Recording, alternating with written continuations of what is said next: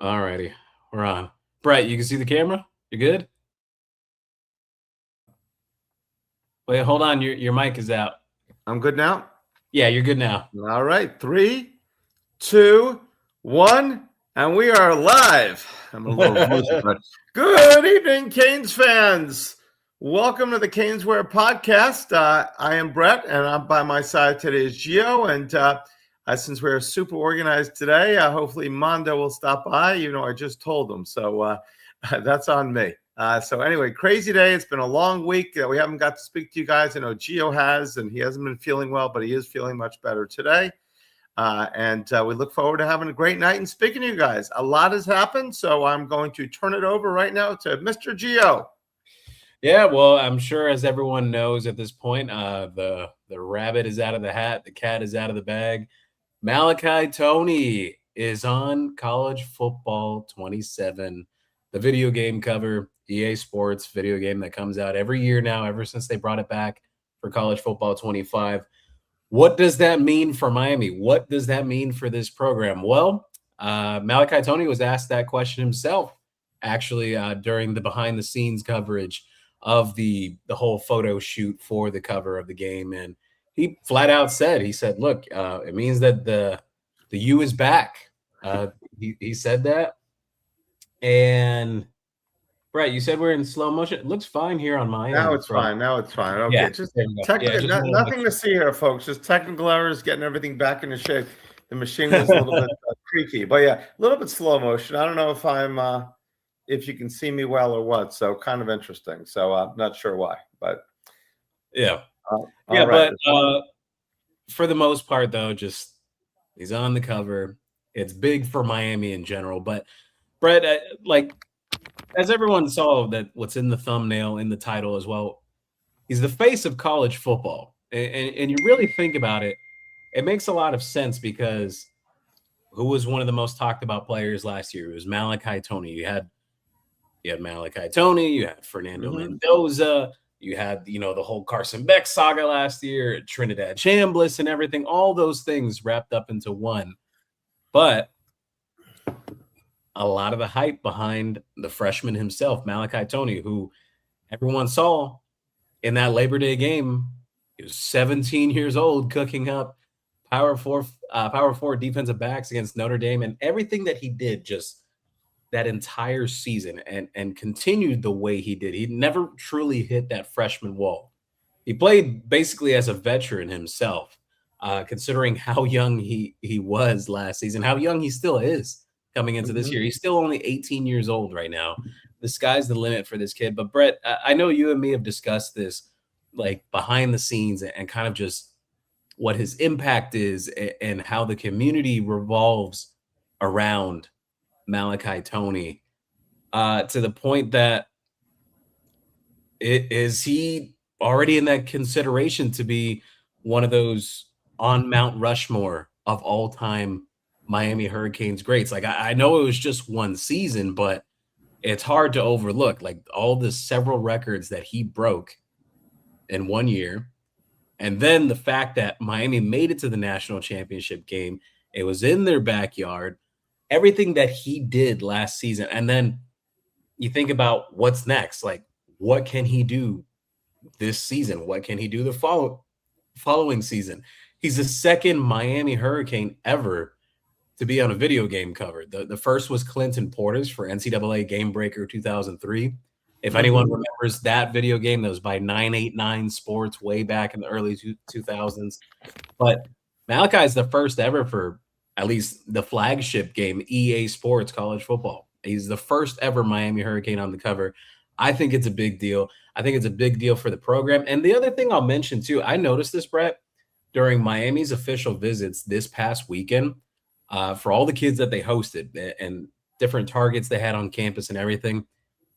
The one main consistent thing is all these guys wanted to take a picture with Malachi. Like, even the defensive guys wanted to get a picture in with Malachi during their visit. So, look, the attitude is infectious. The people want to be around him. Brett, I kind of look at this like, are we looking at a modern day Michael Irvin? Like his type of impact from the field, on the field, to off the field, just everything encapsulated together. I think his legacy is already massive as it is. Where can it be in a year or 2 years from now? I just think it's a lot. I think he's good with pressure. I think it's excellent. He is he's enjoying it. I don't think it feels too pressure pack filled for him. He obviously believes in a higher power. He's a special young man. But it's hard to say, obviously, Mount Rushmore after one season. We saw Amon Richards obviously have that superstar first season, broke every record, was the number one. And unfortunately, it didn't work out for Amon after that, with injuries and everything like that. Other players have come on the scene and had special years, and not only in the University of Miami, but other places in all sports, in all at all times in college, in pros and everything. So hard to say Mount Rushmore after first year. I'm just happy we've got 2 more years to see him, and it's going to be quite exciting. He is definitely a leader of this club. I think he has the it factor, like you say, not only on the field, but off the field.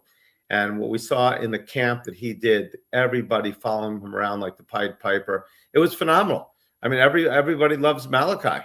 I mean, just a great kid, a great story, and just a wonderful human being. And I'm just so happy he's a Miami Hurricane, and that's the key. So I think that he is special, and let's enjoy this year. Let's not put him on a pedestal yet, because you get that special Toy Story. You get that special athlete, and put him on a pedestal. You want him to be playing. You want to see him every day. I just think he's too exciting to worry about where he will be. Let's enjoy it while we're here, because as we all know, it goes by so fast that it's over before you know it. So let's enjoy every single second. Let's enjoy every game.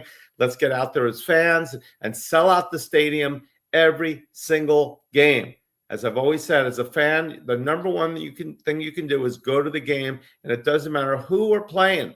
Go to the game, support the Canes, show these guys that, hey, we're there for you. And one day, you may be able to tell your kids, your grandkids, say, hey, I saw Malachi Toney. I saw Darian Mensah. I saw the Miami Hurricanes, the greatest team of all time. I know we're all hoping that's the case. Yeah, look, I hear you, but I will say one thing, though. I think he's just destined for greatness. There's just certain guys that there's nothing that's stopping them. And I think he's one of those guys on that track that, barring anything unforeseen, just his impact year one, just not only on the field, like the accolades and everything that he did, freshman All-American, and the stats, and 1,000 yards, 10 plus touchdowns, the catches, having over 100 catches, everything, setting new records at Miami, not only just as a freshman, but just all-time records. Aside from all that, I think of just the local impact too. Like, right, I think I shared this story with you before, but literally I took my 3 boys, my 3 sons, it was this community event and everything. It was this huge pool and everything that was out there. And there was these kids that were playing football and everything. And I overheard a conversation one of the kids was having with his grandfather. He's like, oh, yeah, with the PPO Bengals, that's Pembroke Pines Optimists. For anyone that follows local South Florida football here, that is one of the Optimist football programs that's been here for a long time. Very well established. PPO Bengals. By the way, Brett, your video blacked out for a second. I know. I don't know. I see I'm here, but I don't know why. Hold on a second. Let me try to add myself back to the stage. There we go. Maybe that's the problem why I'm seeing everything in delay. Interesting. And maybe my internet. First day, but you still don't see me. Yeah, no, you can't see. I'm gonna go ahead and sign off and then sign back on. Okay. Okay. All right. When you pop in, I'll pull you up. So everyone that's watching, the whole story behind that is basically it was this young kid who he was talking with his grandfather. I was at an event and everything with my own kids and whatnot. It was like a whole huge pool party and everything. And essentially, they were having a conversation about football. He mentioned I played with PPO Bengals and everything. And I asked the question, I said, do you know Malachi Toney? Like, this is real story, true story. Anyone could ask my wife this, even my oldest son this. I did ask this. I asked it to the kid who's about 9, 10 years old. He freaked out. He said, Malachi Toney. Of course I know Malachi Toney. Like, I'm sure everyone's seen the videos of the kids who come to practice at Green Tree, inside the Carroll Software indoor practice facility and whatnot, all those viral videos that has made its way to social media. But it goes like just even beyond that. It's just you run into several different people that know who Malachi Toney is just from all walks of life. Hold on a second. I've got so many texts and everything running in at the same time. So basically, long story short of it is his impact is grand. To me, when I think of, let me see, Brett is still connecting there. Brett, can you hear us? Are you with us? Yes, I hear you. I hear you a lot better now. So, all right. Well, thank you. Take two. Yeah. So, long story short of it that I was getting to, though, is that Malachi Toney's impact, to me at least, the way I see it, it's further beyond than just the field stuff and everything. It's all the kids in the community. They want to be like him. They want to be around him. Like, I'm sure everyone's seen this video at this point where the little kid, he said, "Oh my God, Malachi Toney touched my hand." Like, he started freaking out. Like, he's revered as like a deity, basically, like a football deity, like a football god in South Florida. Not a literal god, but a football god. Even to the point, Brett, that when Malachi was playing in the Parks, they've been calling him Baby Jesus for years. I remember when I first found out about the Baby Jesus nickname. I got some buddies that I've known for several years now that they run the Raw 7-on-7 football program during the off season and everything when pads are not on, and these high school kids travel around the country to play against other basically travel teams. Malachi Toney played for them, especially his last year. And I remember hearing the nickname one time. They're like, "Oh yeah, Baby Jesus," and I'm like, "Baby Jesus? Like who's Baby Jesus?" And they're like, "Yeah, no, that's Malachi Toney. Like, we call him Baby Jesus." And I remember just continuously hearing it more and more after that. To me, Brett, I think Mario Cristobal said the same thing too. For people to nickname you Baby Jesus, you got to be the real deal. You got to be the real deal just for people to think of you that way, to even mention your name like that.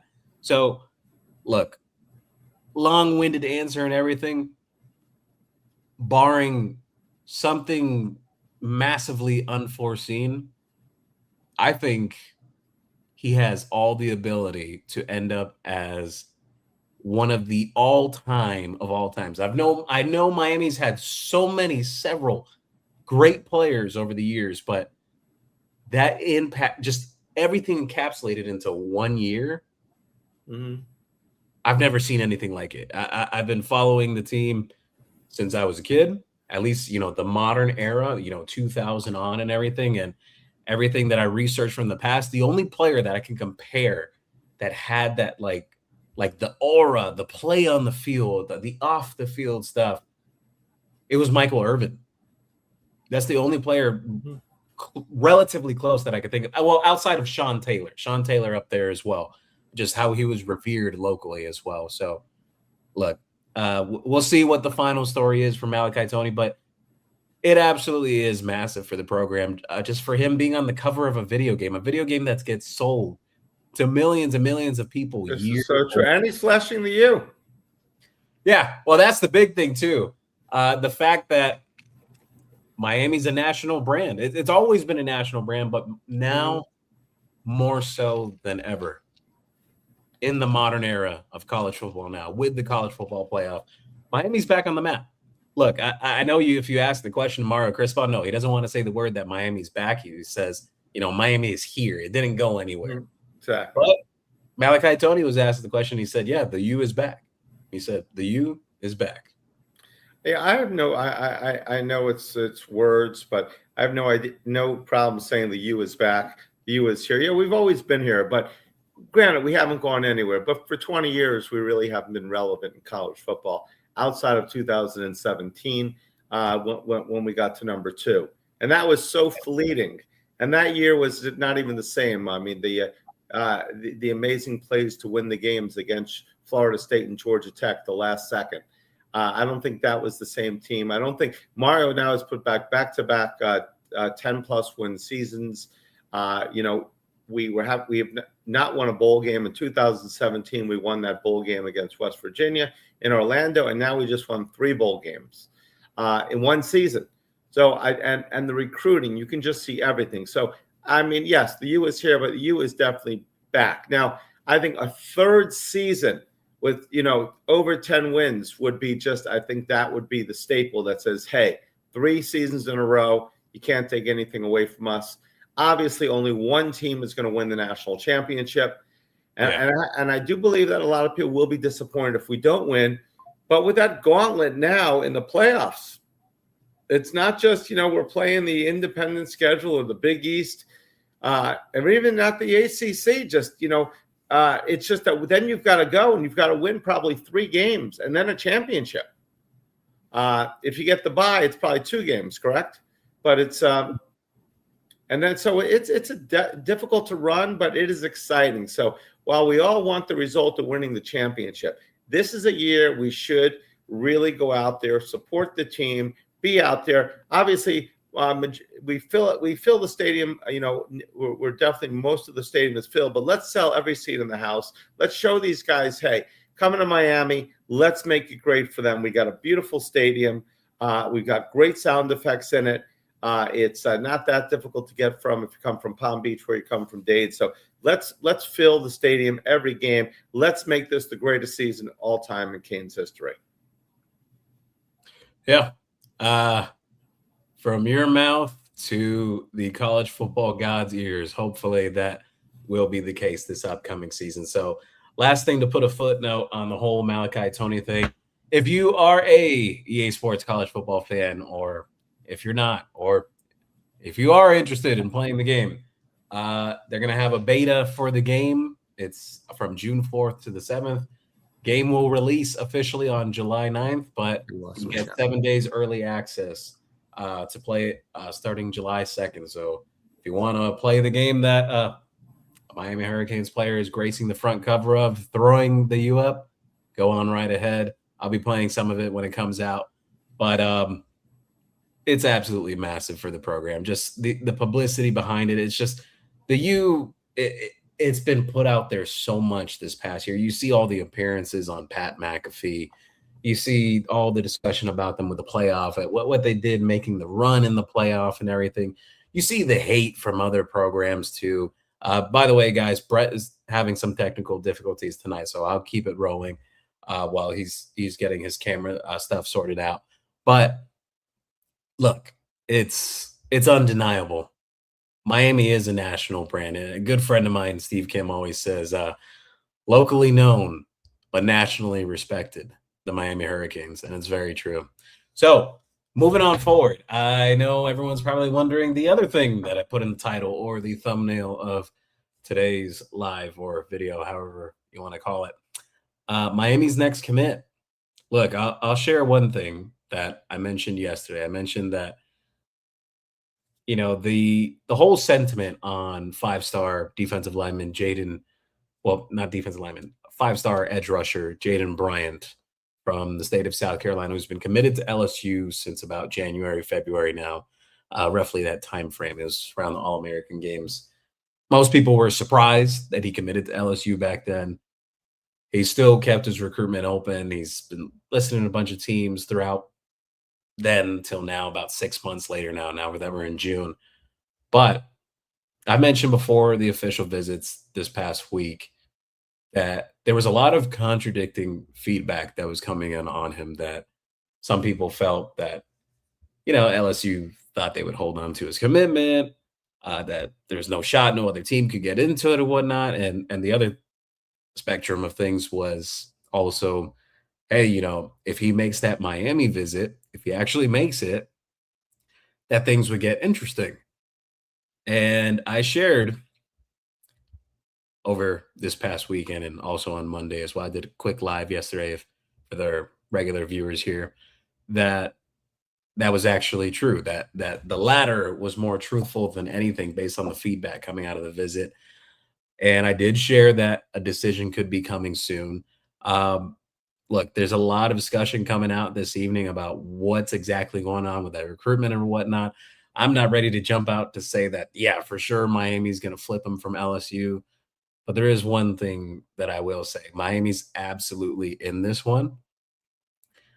Whatever the end result is what the end result is. But they're putting all the chips on the table. They're making an aggressive push. And I do think this one could be wrapped up uh, anytime between now and next week or a couple weeks or whatever.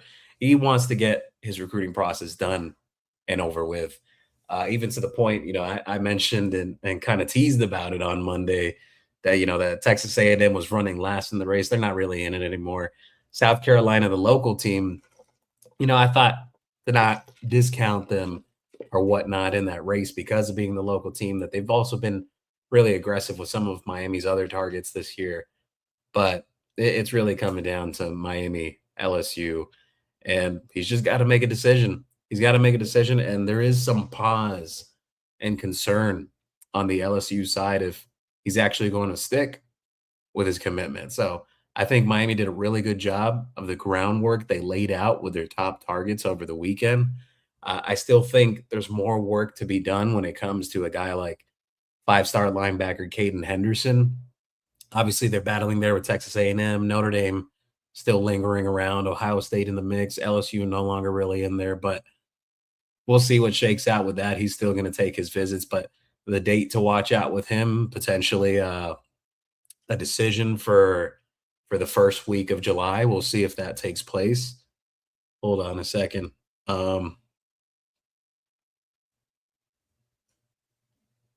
Yeah, no, I was just getting a text here from Brett. I was just making sure everything was good. The other name that I want to bring up that some news dropped early this afternoon. Four-star wide receiver Trey Moore from the state of Texas ended up committing to Washington over Miami and Ohio State. Ohio State really wasn't in the picture there anymore. The thing behind that, Miami did want him. They wanted to get him in for the official visit. More so boiled down to the consistency Washington has had with him majority of the cycle. Like, they've prioritized the whole way through. Excuse me if I'm coughing. I'm still recovering from a nasty cold I had. And the other thing to that as well is that Washington, they didn't want Trey Moore to take his official visit to Miami. So they kind of pressed the gas there between yesterday and today, and they got him in their class. But Miami's focus is all in on Eli Woodard, who they hosted over the weekend. I don't think UCLA is really a team to really be concerned about with Woodard anymore. I think it really boils down to the team I hinted at yesterday being California, the Cal Golden Bears.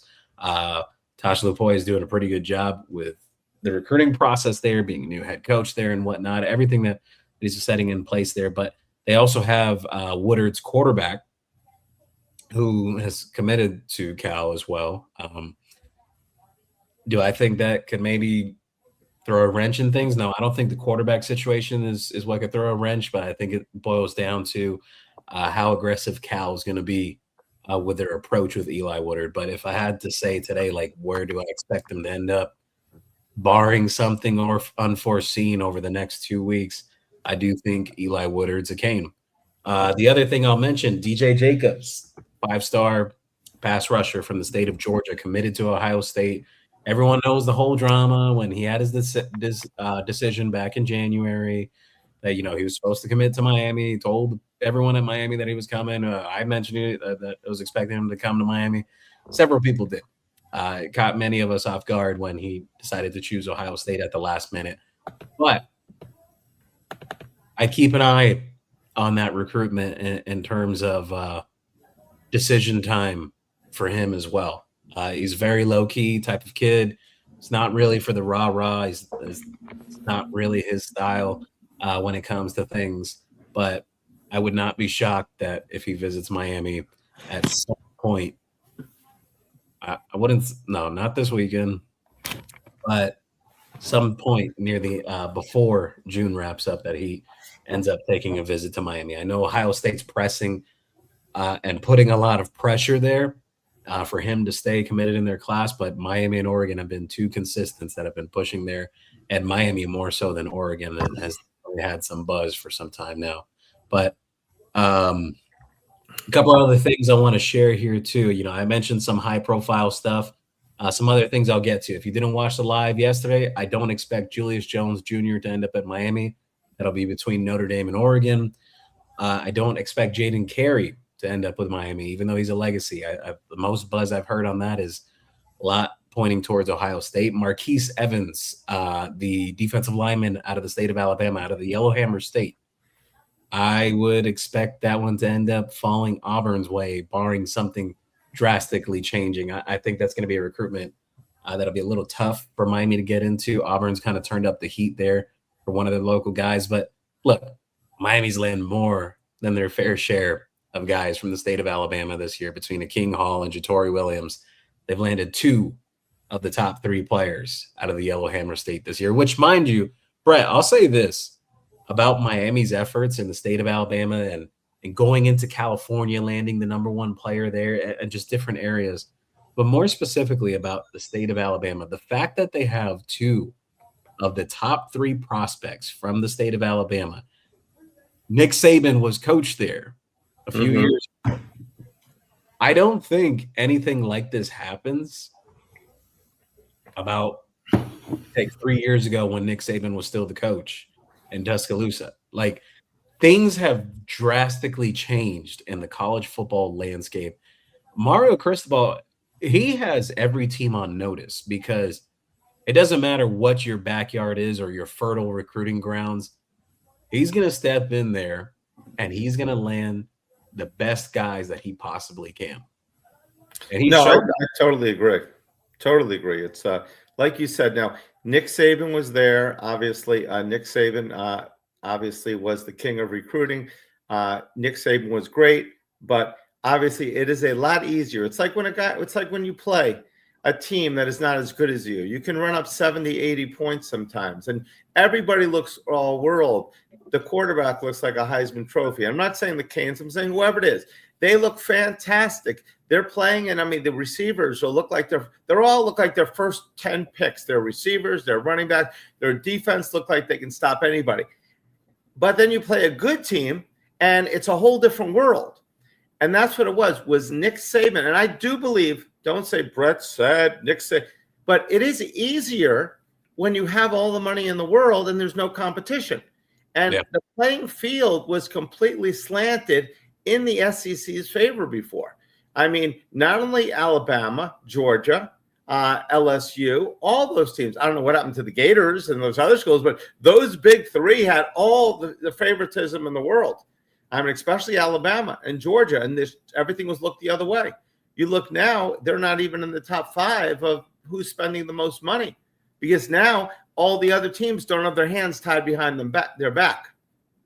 I mean, so it's so now it's a fair playing field. I still think the Nick Saban factor is big, but look at Kirby Smart. Kirby Smart was unbelievable a few years ago. Now maybe Georgia will be great again, possibility, but now he's playing with the same pocketbook that everybody else has. It's not as easy to dominate a sport when you have the same, the same tools, the same resources. And right now, everybody's talking Mario Miami. Now, of course, all those people say, oh, look at how much they're spending. Everybody's spending money. The reason we're spending more money in some cases is we're getting the players. Texas is number 1, I think, in what they're spending.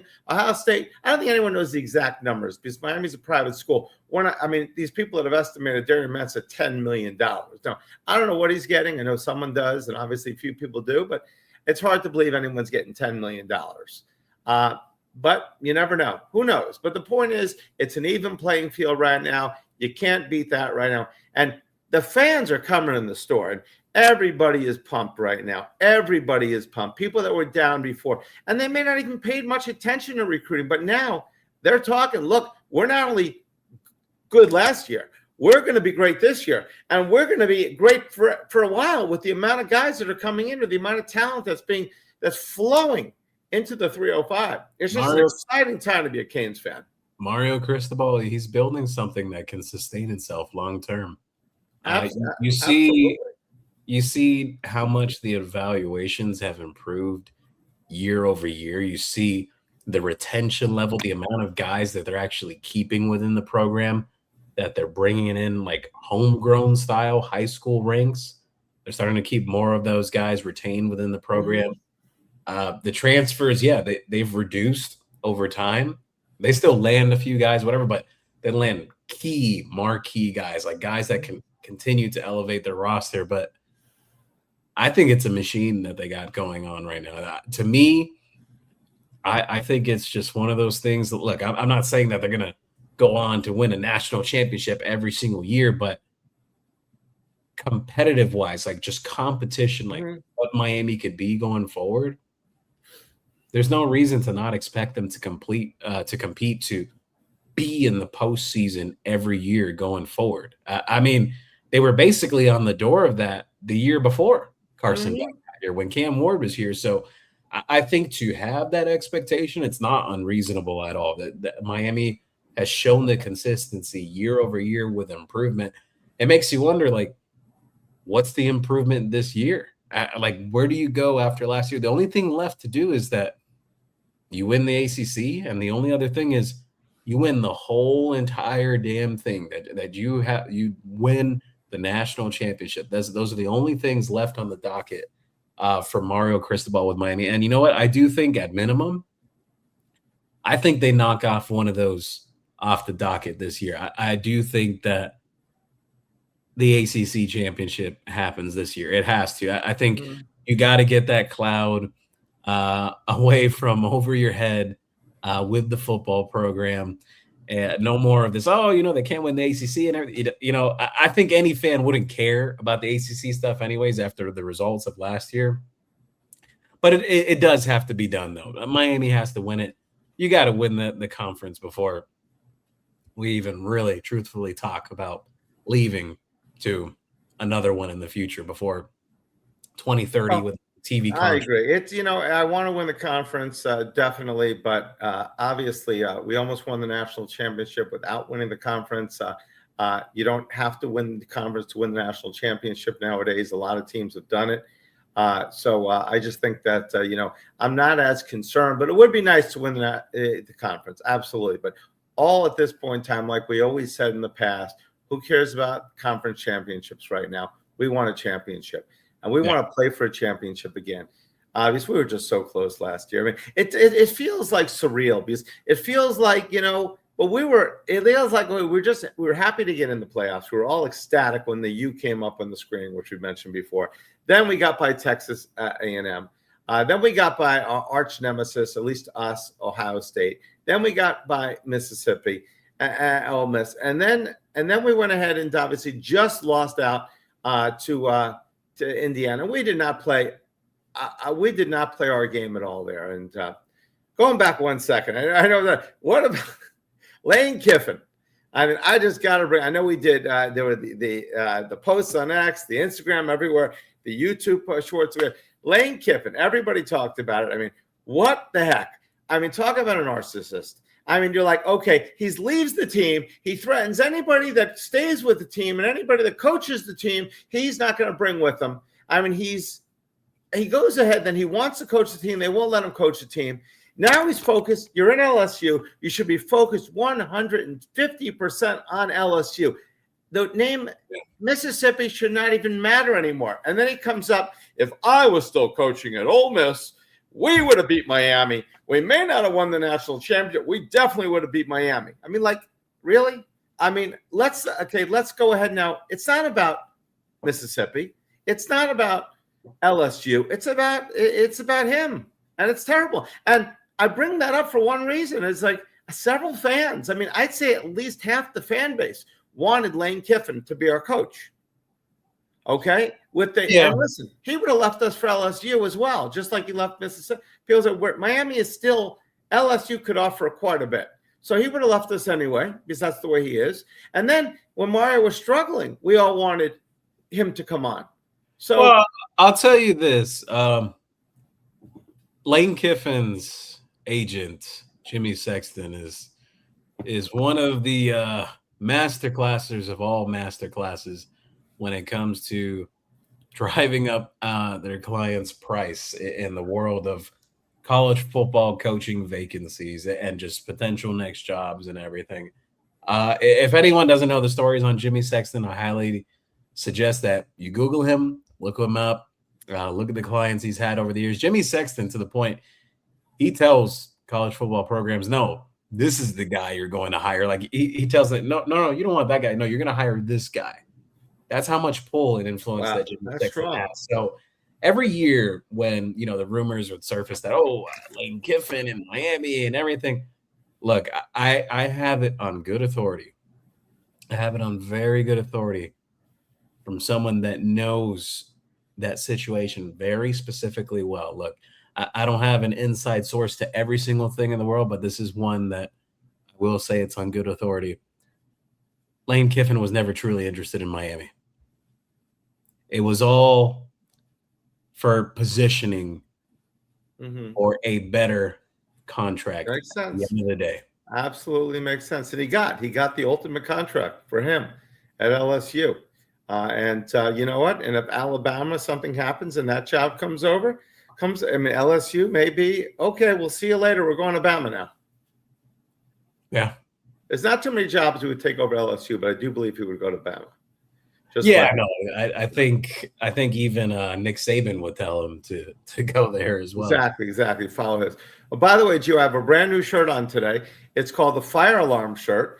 It's and it's awesome. It's a multicolor shirt. It's a full color design. It's got, can you see it well? It's got Sebastian. Yes. Sebastian on the beach. Okay, between the palm trees.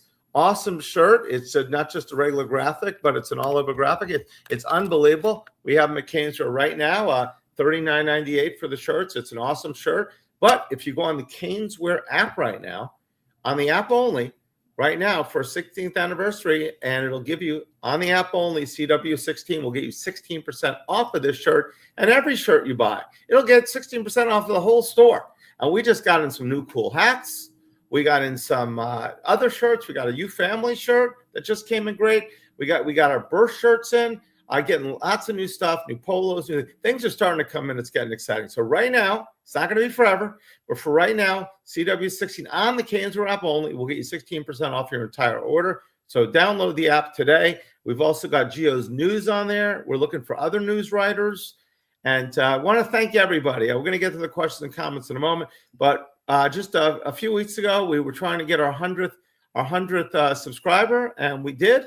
And now I think this morning we're at over 1,800, Gio. Is that correct? Yes, correct. Over 1,800 subscribers. So we're getting quite a bit every day. I want to say we got an amazing team at Caneswear TV. We got the incredible Ethan with Canes Muse doing a phenomenal job. We got the fantastic Ava, who does a great job. You see her interviews, and we've got Lorraine joining the team too. And we are just who's a superstar, who knows his business like nobody else. So a lot of great things on the Caneswear TV team.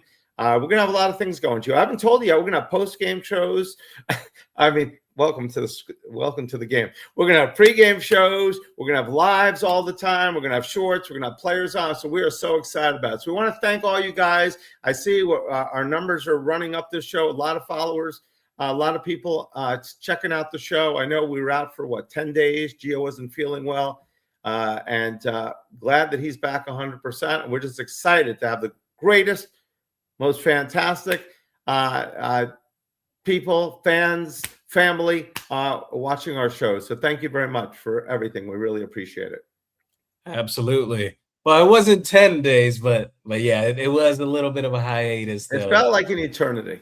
I tried making the comeback while I thought I was recovered for being sick. I went on with Alex Dono in the middle of the week last week.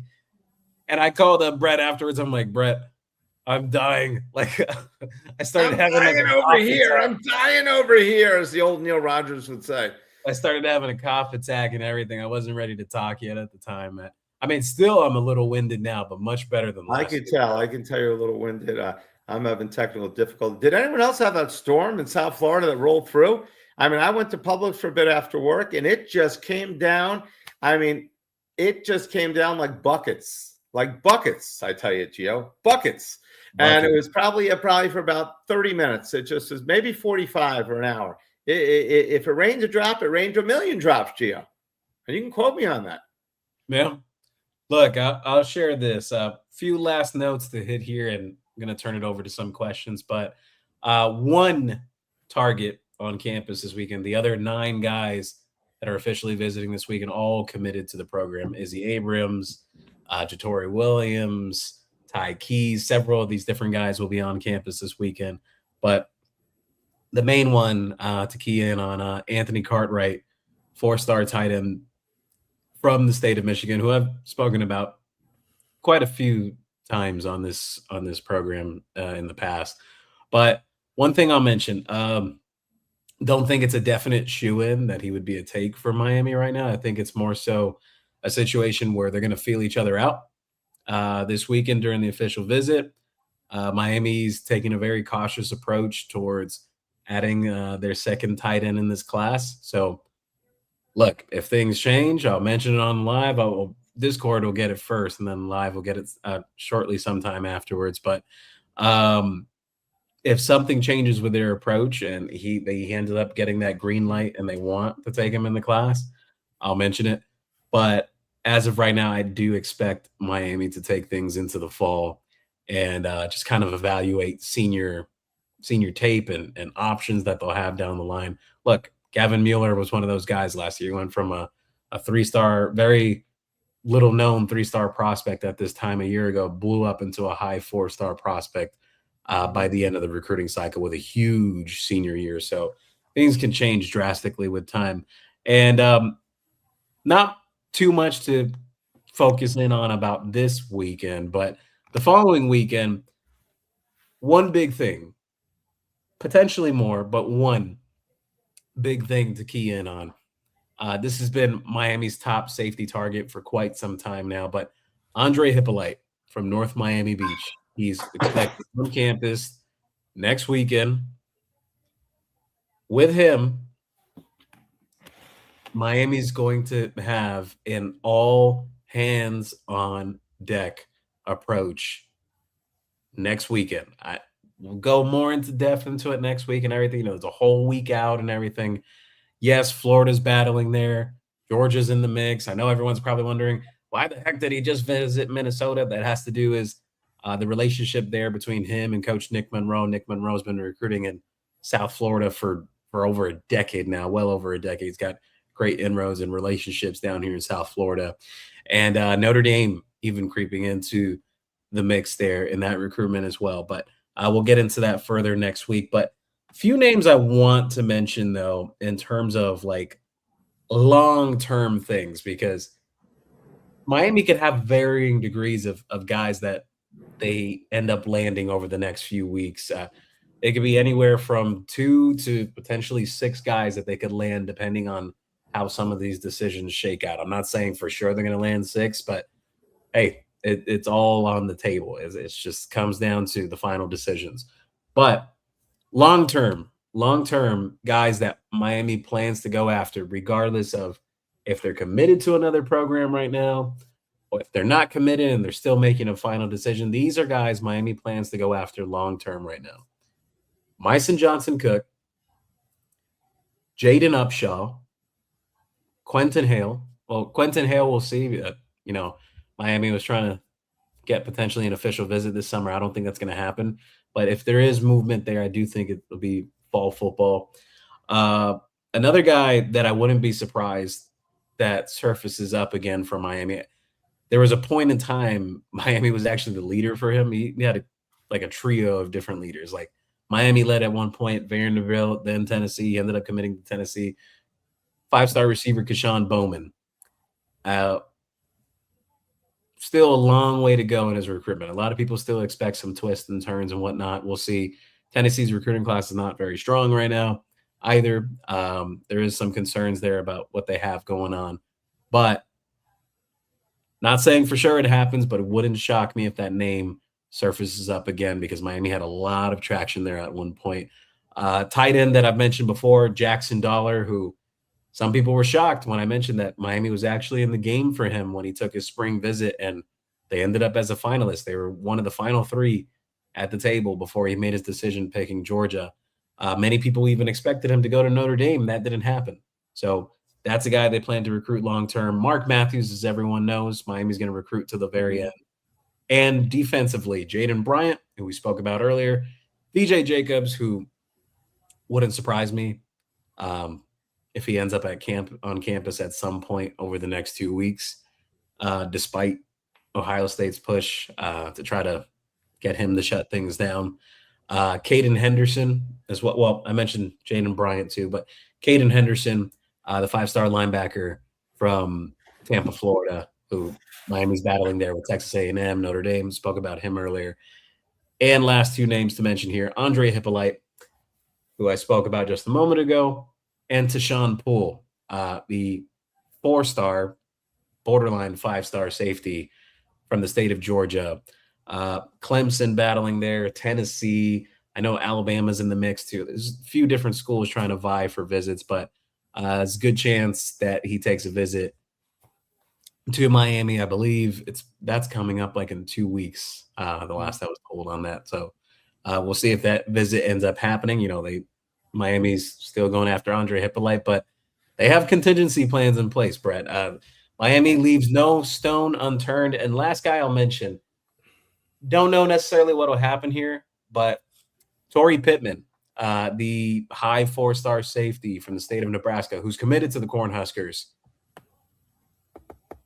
I think there's a little pause on that recruitment from what I understand. LSU's tried to get into the mix. Miami, I know Texas was a team that was interested as well.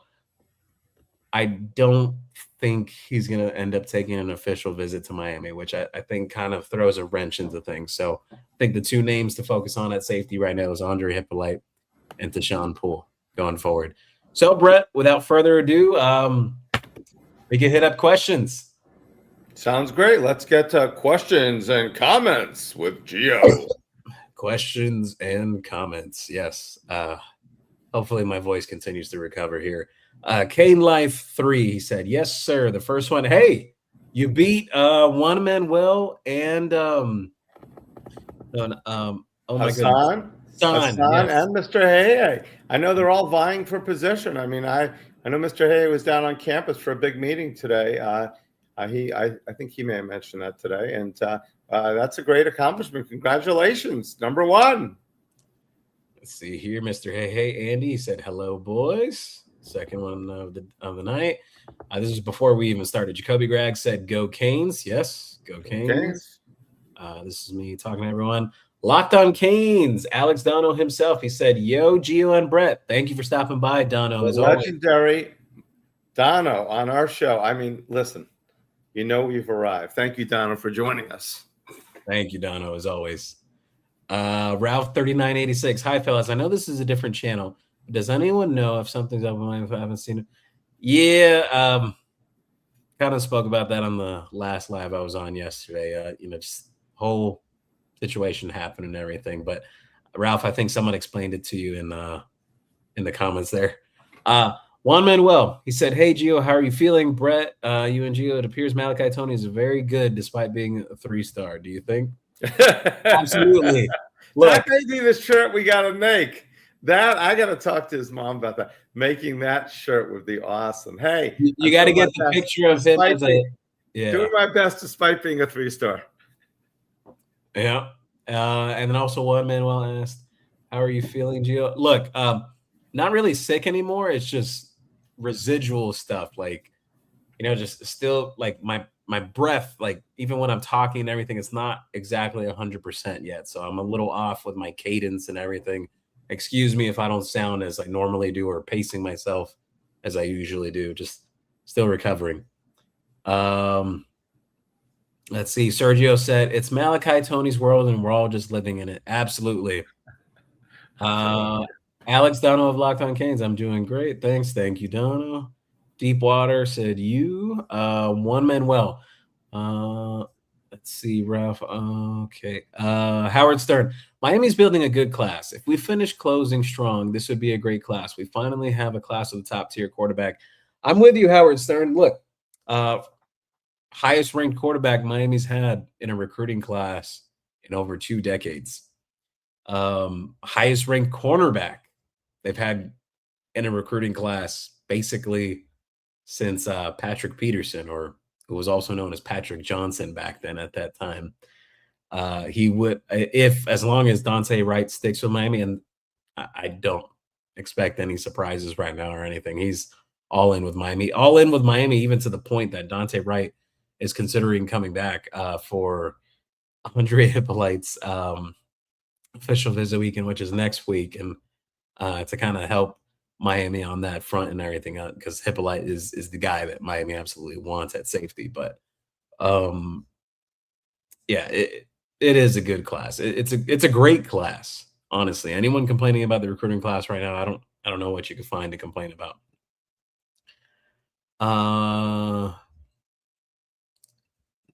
Let's see. B Rabbit said, "Yo, all right, what's up, B Rabbit? I hope you're doing well." By the way, to everyone, Brett's having a lot of technical difficulties tonight with his connection and whatnot, so I'm just going to continue on. Whenever he pops back in, I'll pull him back up. Rich Millennial, good evening, gentlemen. So cool that our boy is the main man in the official college football game. Miami's going to be living rent-free in many FSU and Gator fans' living rooms. You know what's funny about what you mentioned, Rich Millennial? Because there was a post that went viral today. It was a Florida State fan saying, "I'm going to spend $100 purposely."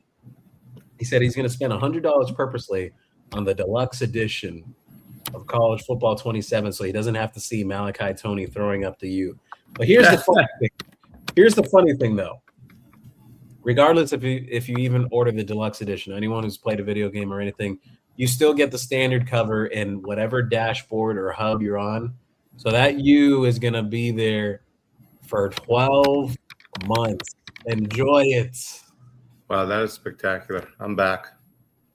Howard Stern said, "Gotta close Woodard. They have an advantage. Florida tax is not the same as California." Absolutely. Well, and the other thing, Howard Stern, too, I know he mentioned the California thing because really California, the Golden Bears are Miami's main competition right now. But it's also the factor, too, like, yes, they do have his quarterback committed from his high school right now. But I think what's also being overlooked is he's not originally from the state of California. He was willing to drop out of USC's recruiting class. Like, he wanted to look around. He wanted to look at his options. Juan Manuel said, "We are not Penn State." Yeah, we are absolutely not Penn State. B Rabbit, Tequila Tuesday. Possum Jenkins said, "What happened to Miami Flow?" Everyone knows what happened. Howard Stern, Gio, honest question. It seems like Miami is only going to sign 2 players from Dade County in the last 2 years. That's concerning to me. Look, here's the thing. Miami couldn't put a gun to Calvin Russell's head and tell him, "Hey, you need to sign with Miami, whatever, you're a local guy," and everything. Look, he wanted to do his own thing. He wanted to go to Syracuse. That's that. Derek Cooper wanted a lot in terms of compensation as a running back, and Miami took the position of, "Look, we're going to take Javian Mallory, and we feel good about our current room and everything, what we have returning." And look, they stuck to their guns, and it worked out for them, honestly. Like, Javian Mallory had a really good spring, too. So, yeah, I hear you what you're saying, but I think there's also been a dip in not the talent in South Florida, but I think there's a dip in terms of the overall depth. Like yes, there is still the top tier guys, your Nick Laniers and your Jeremiah Smiths and your Malachi Toneys. But I do think there's been a dip in terms of how deep the classes are locally year over year. I definitely think it's changed. But I do think one guy that gets slept on that I really like, Anthony Jennings from Dillard. I know he's committed to Florida right now, but he's a guy that really gets slept on. I think he's a really good talent. Mullet TV, Duck is here, everybody. Thank you for stopping by, Better Duck. Absolutely. Thank you, Duck. Redhead Kane, what happened to Miami Flow Channel? Someone in the chat can answer that, please. Oh, man, it's a whole bunch of questions about that this evening. Jose Gonzalez, Howard Stern, I think if we flip one of those DNs, it would be considered a great class for sure. Look, if Miami flips one of Jaden Bryant or DJ Jacobs, which is actually very much real and on the table, can absolutely happen. They're basically guaranteed a top 3 class, pretty much. Mm-hmm. Let's see. Howard Stern said, Gio, seems like Miami's only going to sign 2. Oh, I already answered that question. One Manuel said, congratulations. Let's celebrate Malachi, Toney, and his mother. Miss Toney is this is the day to be proud. Absolutely. Possum Jenkins, it truly feels like Texas A&M is just targeting us. Kind of feels that way with this class. Mm-hmm. Canes fam Rob, thank you for stopping by. He said, La Spada's taking all of Brett's Wi-Fi. Exactly. I had to move out of that. I had to move into the back room here. It wasn't working. That's funny. Left on Rob. Jacoby Greggs, Mally the one. Man, we got so many comments tonight. Hold on. Possum Jenkins, I believe Toney is a big reason why Nick won't go to Texas A&M and will stick with Miami. Absolutely believe so. I think Malachi Toney proved the point last year that you could stay in your own city and become a huge star. Possum Jenkins said, Ray Lewis was on the cover of Madden. How y'all forget that? I didn't forget that. He was on Madden 2004. But here's the thing. We're talking about the college football game now. So Malachi Toney's the first one for EA's college football game. He's the second for any college football game ever, because the first was Clinton Portis NCAA Game Breaker 2003.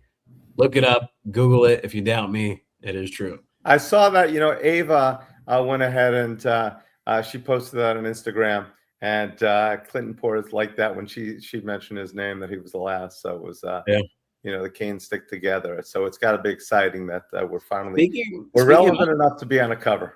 Speaking of Clinton Portis, look, things come full circle. Even his son is a cornerback on the team now. It was a really big time prospect, actually. Camden Portis is with the program now. That's awesome.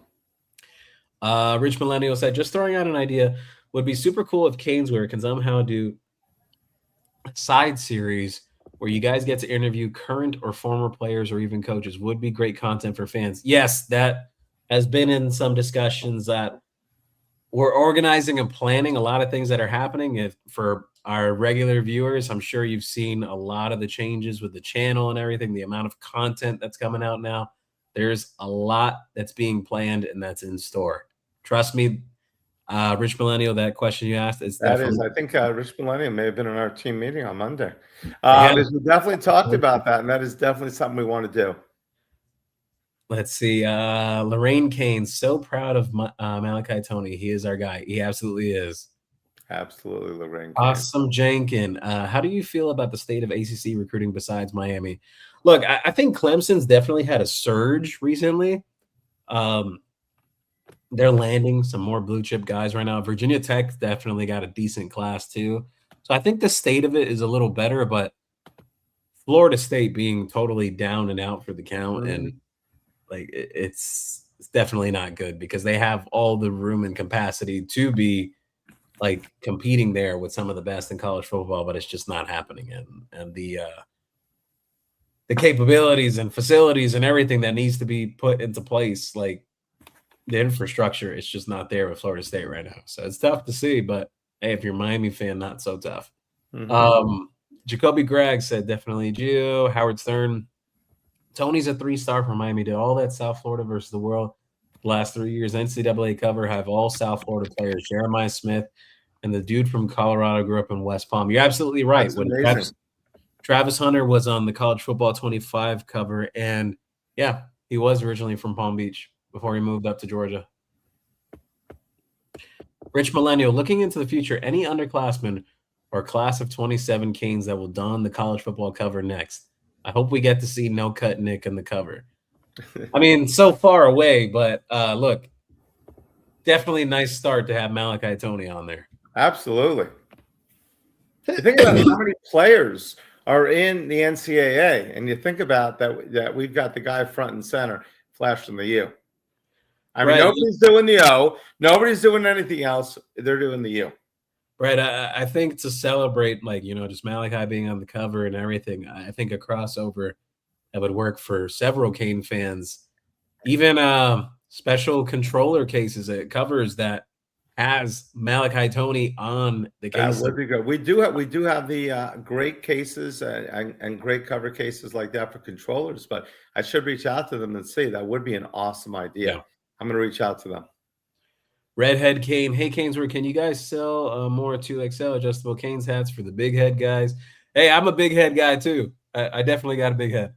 So we have a ton of hats coming in, the most hats we've ever had come in, and we will have the flexible flex fits will come in 2XL. We have several different ones coming, and obviously there will be a new line we're handling is branded bills. We should have middle of next month. We're going to see how they size. We have their flex fits that go up to 2X, and also their new adjustables that are large. So we'll see. We have so many, so hopefully we do got a lot of guys with the larger craniums, which means you're just a little bit brighter than everybody else because you've got more brains in there. So definitely hope that we have some good fits this year. Let's see. Possum Jenkin. What do you think about the state of recruiting for the ACC? I think I answered that question. Clemson currently has top 10 class, and VT's right outside. The ACC needs them to step them up. Yeah, I think the ACC needs Florida State to step up. Yeah, well, they're at least they're doing well in baseball. Yeah, true. Dolphin Derek said, "Go Canes!" Thank you for stopping by, Derek. Derek, thank you. Howard Stern said, "Texas A&M targeting the state of Florida. They took a Gator lock today." Yeah, you're talking about Loya Valade, Howard Stern. Miami actually stopped recruiting him. It's funny. There's a couple guys today actually that Texas A&M took that Miami stopped recruiting a while ago. Juan Manuel said, "Gio, Brett, and Mondo. This is Miss Hudson and Big Bill up here in Chapel Hill. Big Bill has taken notice of Tony's success. Big Bill wants to know if Miss Toney has a younger son and older daughter." Oh my god. Oh. Jose Gonzalez, Brett, I agree. You need more than 1 year, but with Mally's work ethic, I believe he'll get there. Jose's with me on it. Yeah. Great point. Yes, it's. I think he respected both of our points there, Gio. So thank you very much for breaking the tie. Let's see. Dolphin Derek said, "I saw Canes where Juan Manuel said Malachi Toney is Miami's version of Tim Tebow. He wins a Heisman and Natty. It will be." Oh, that is a great point, Juan Manuel. Very true. I did not like no can like Tim Tebow, but the guy is a class act. The way he carries himself and everything like that, but you're right. Malachi Toney is that. I'm not going to say more talent because Tim Tebow was arguably one of the great quarterbacks in the history of college football. Yep. Without an arm, it's even more amazing. Howard Stern said, "Give Toney a statue already. In 1 year, he did more than anyone else. Stop the BS. Crown him already. Without him, we only won 5 to 6 games last year. Am I wrong?" Howard Stern's not taking the pause on any Malachi Toney stuff. He said, I agree. Without Malachi, we definitely do not go. We're not making that playoff run. We're not even getting there for Fletcher to be, which nobody talks about, the beast of all beasts in that playoff run. He was phenomenal. One of the greatest performances, I think, by Canes back in multiple games that were that important. Sean shared here from X. Being a Canes fan for the last 25 years, I'm scared for Malachi next year. I hear you, man, on the PTSD. Absolutely. Greggs, no, you're right, Howard. Howard Stern. Toney, Liberty City boys should have went to Northwestern, but these private schools are taking all the good players now. Very true. Raph, the gym dad, thank you for stopping by. He said, "Gio, why isn't Jacob's surprise visit that he was unable to make not being talked about more? Will Fong mentioned it, but I felt it would have been a bigger story. What do you know about this? Why is it Jacob's surprise that he was unable?" Yeah, so Raph, actually what I've heard is the date more specifically with Jacobs would be like towards the end of June, like that second to last weekend. So we'll see.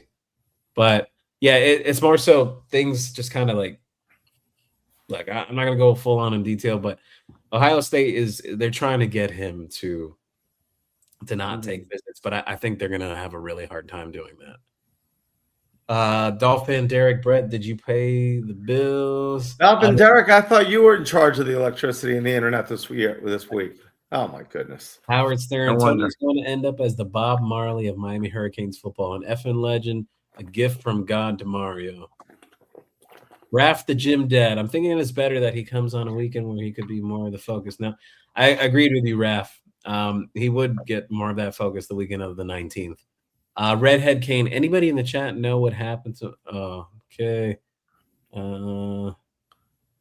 Let me see. Howard Stern said Miami, Florida.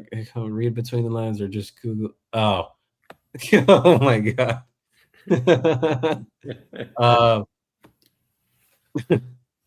Oh my god. I love Howard Stern's passion.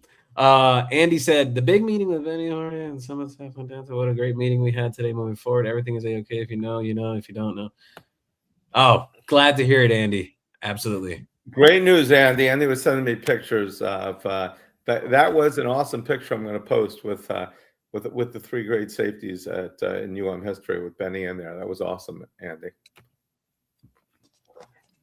Roger Allen said, "Great show. Thank you, Roger." Possum Jenkins said, "I still can't believe Toney was a 3-star coming up. Can you remember any other all-time underrated players in the last 10 years come out?" Yeah. So Malachi was a 4-star. Look, I'll tell you guys this actually. Malachi was a 4-star recruit for his original recruiting class. So originally he was supposed to be for the class of 2026. He reclassified down to 2025. He was a 4-star for that year.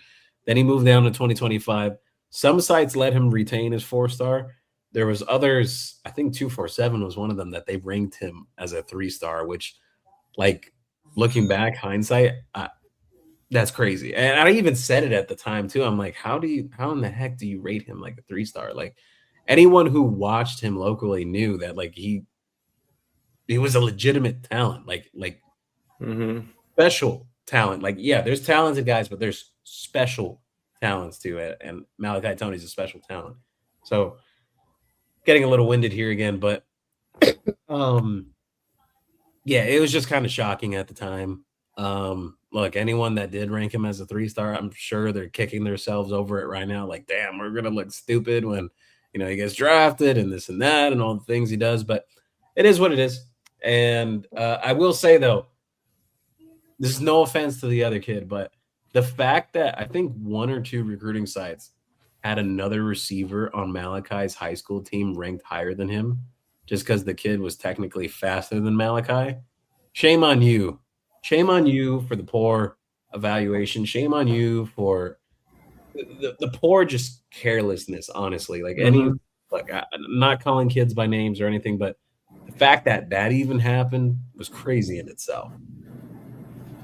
Juan Manuel said, "Hey again, is Miss Hudson and Big Bill up here in Chapel Hill? Bill wants to be cool, like Mario. Wears Nick No Cut shirts. Brett, Big Bill wants powder blue Nick No Cut jersey. Can Brett help?" We're on the case right now. 2000 on is the modern era. Yeah, I'd consider so. Better duck. Andy said, "By the way, Brett, Mario loved the Mario's Army shirt. 2 times way too big. He is XL, but loved it. He wants an FSU shirt, F the Florida game, F Notre Dame shirt." The Mario. Make it happen. You want me to read you? No, I'm good. I'm good. Okay. Howard Stern said, "So funny. Florida State and Gator fans now have to view a Miami Hurricane every time they play." Yes. Andy said, "Need you, and absolutely, Andy." Tomorrow morning, we're on the bat line. Jacoby Graggs, damn. So all them guys knew that about the guy and chose to still support that channel, and the guy acted like he was connected to the program. Yeah, I mean, look, guys, like I'm not going to discuss like the whole flow thing or whatever. I know about all that went down and everything. I don't want to discuss it on here on this channel and everything, but I understand, everyone has certain sentiments and everything. One Manuel Gio, maybe too young, but Brett knows a player called Desmond Howard. I know who Desmond Howard is, a player that was both dynamic, charismatic, had a penchant to be his best on the biggest stage. Nationwide, you see number 21 of the jersey. Isn't Desmond on the college football game day with? Desmond is a closet Miami Hurricane fan. He is a closet. He's always putting with Miami, but he's on with the group with McAfee and everyone else, right? And he is definitely a closet Miami Hurricane fan. If he had to do it over again, he would have came here. Yeah. I think quite a few of those Michigan guys actually. Charles Woodson has said the same thing too. That look, like his number 2 school was Miami. Wow.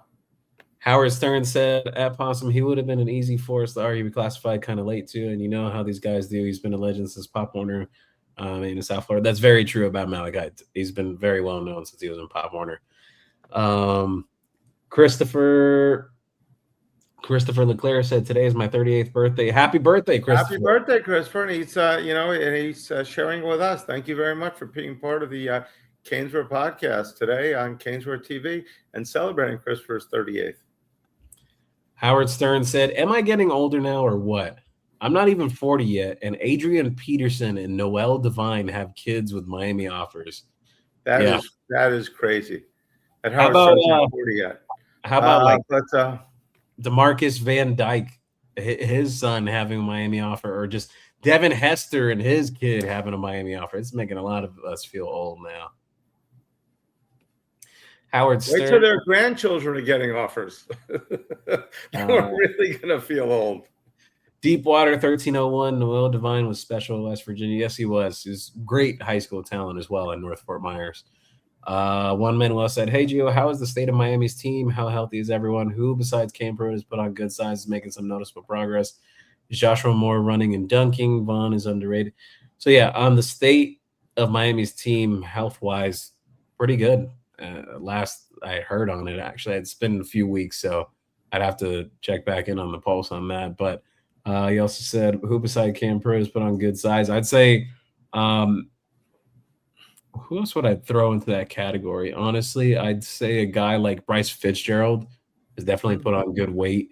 Jabari Antoine, too, specifically. Another guy I'd throw into that mix, Herbert Scroggins. Like, those guys definitely look quite a bit different from last year.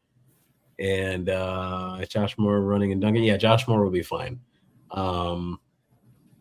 Let's see. I said, Gio, how can Miami utilize guys like Mylan Paris and Samarin Wingo? That contested catch above the rim, 60-40 throws could be a role for those two to perfect.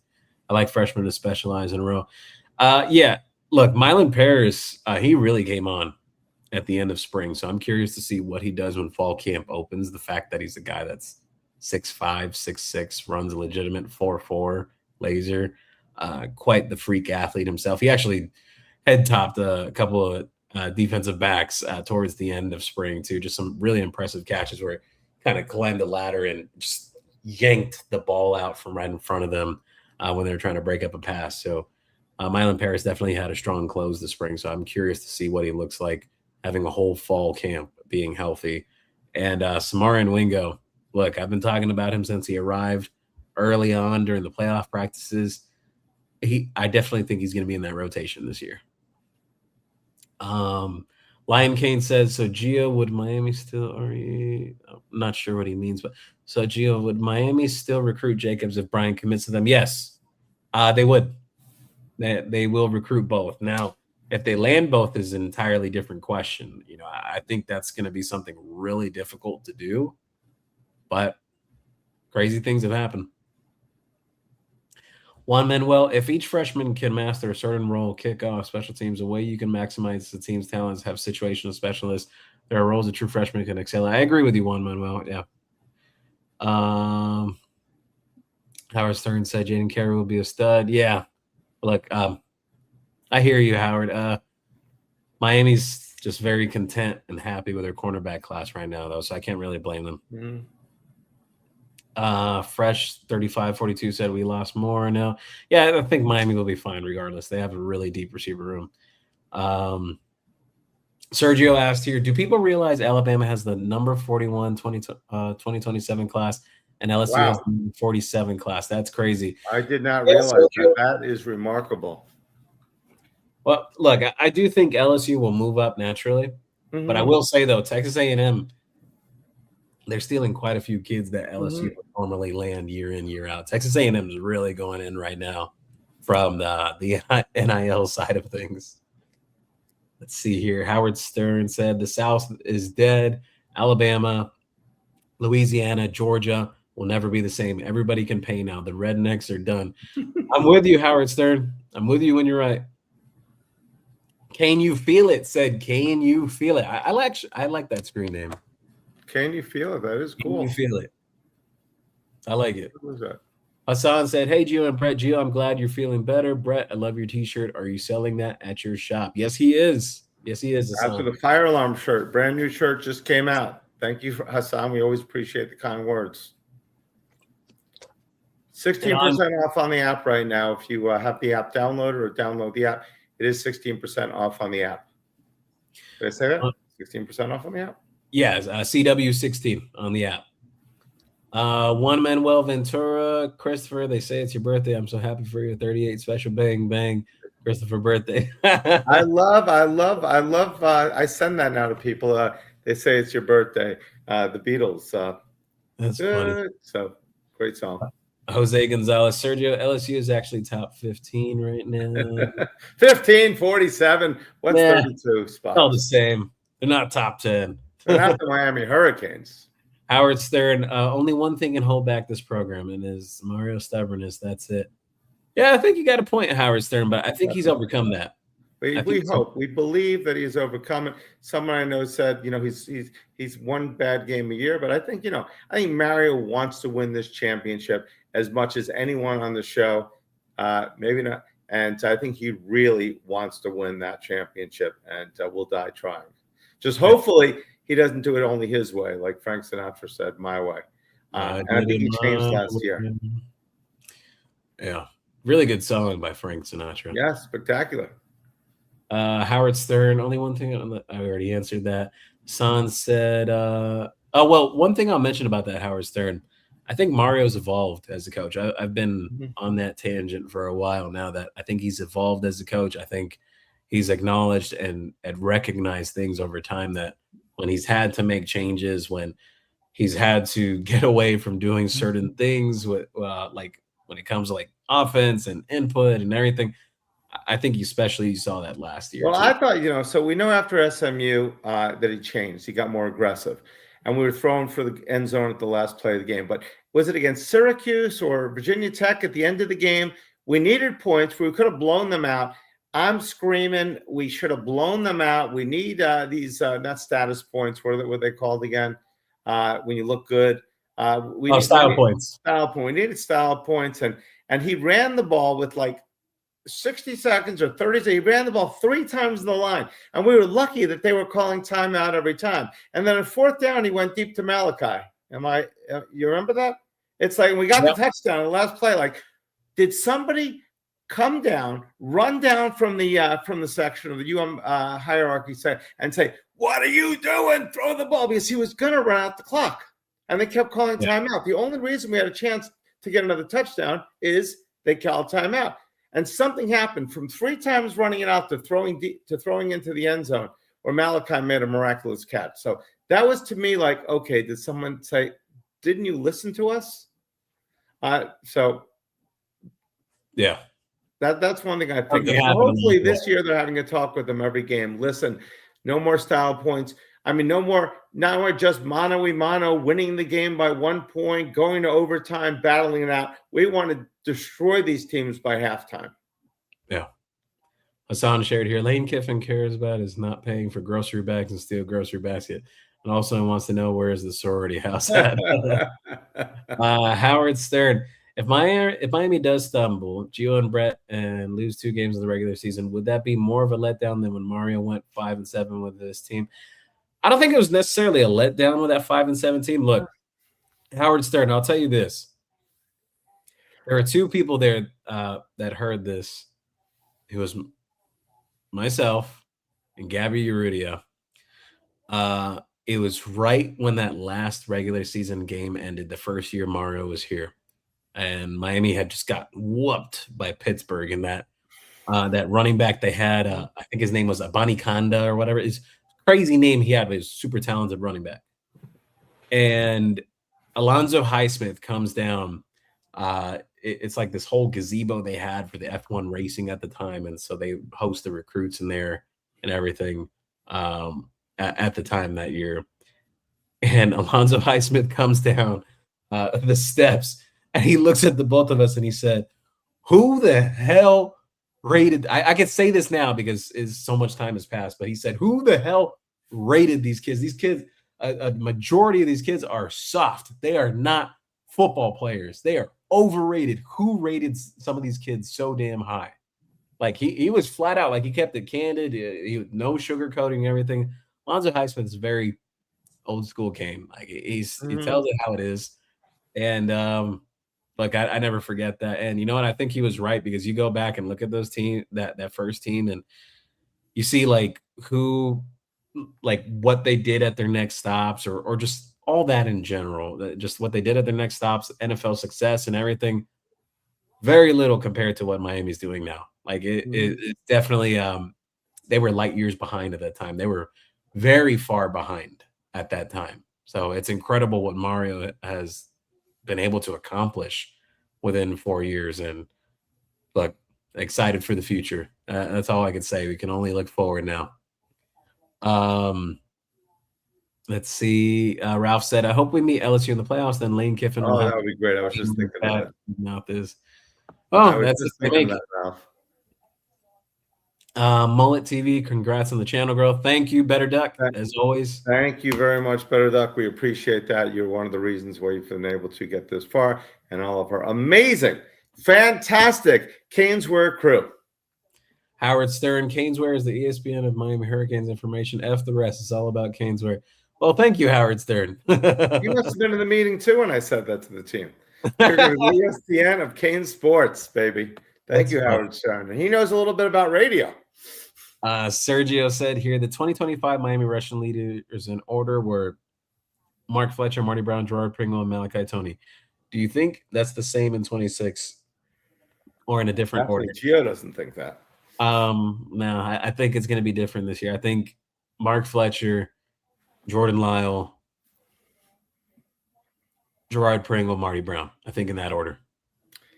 I mean, I hope that they all have great years, but Gio and Jordan Lyle, it's like when you're you're playing on the roulette table and you're saying, okay, number 7, I think, or number 10, or whatever it is, spin the wheel. He says, I'm doing it again. I'm doubling down. Eventually, it's going to hit, and hopefully, and Jordan Lyle was only 1 year, but hopefully Jordan Lyle has a spectacular year, and Fletcher has a spectacular year, and Pringle and Brown and Malachi running the ball too. I do think it's going to be awfully exciting this year. Yeah. Howard Stern said, I feel like we close Caden Henderson when it's all said and done.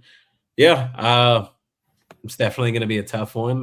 Texas A&M is definitely going to put their money where their mouth is when it comes to that, so we'll see. But Miami's linebackers, we top 2 recruits that we've gotten since Quarterman and Shaq. Was that it? Quarterman and Noah Glover Michael and Shaq. So it's well, that's awesome. I mean, maybe the Bermuda Triangle is back in our future. Hey, you can only hope. I saw a picture of them, of Darren Smith, Michael Barrow, and Jesse Armstead, and what a picture that is. And I think they are underrated as linebackers, that group, but that group was as good as it gets for Miami Hurricanes. Absolutely.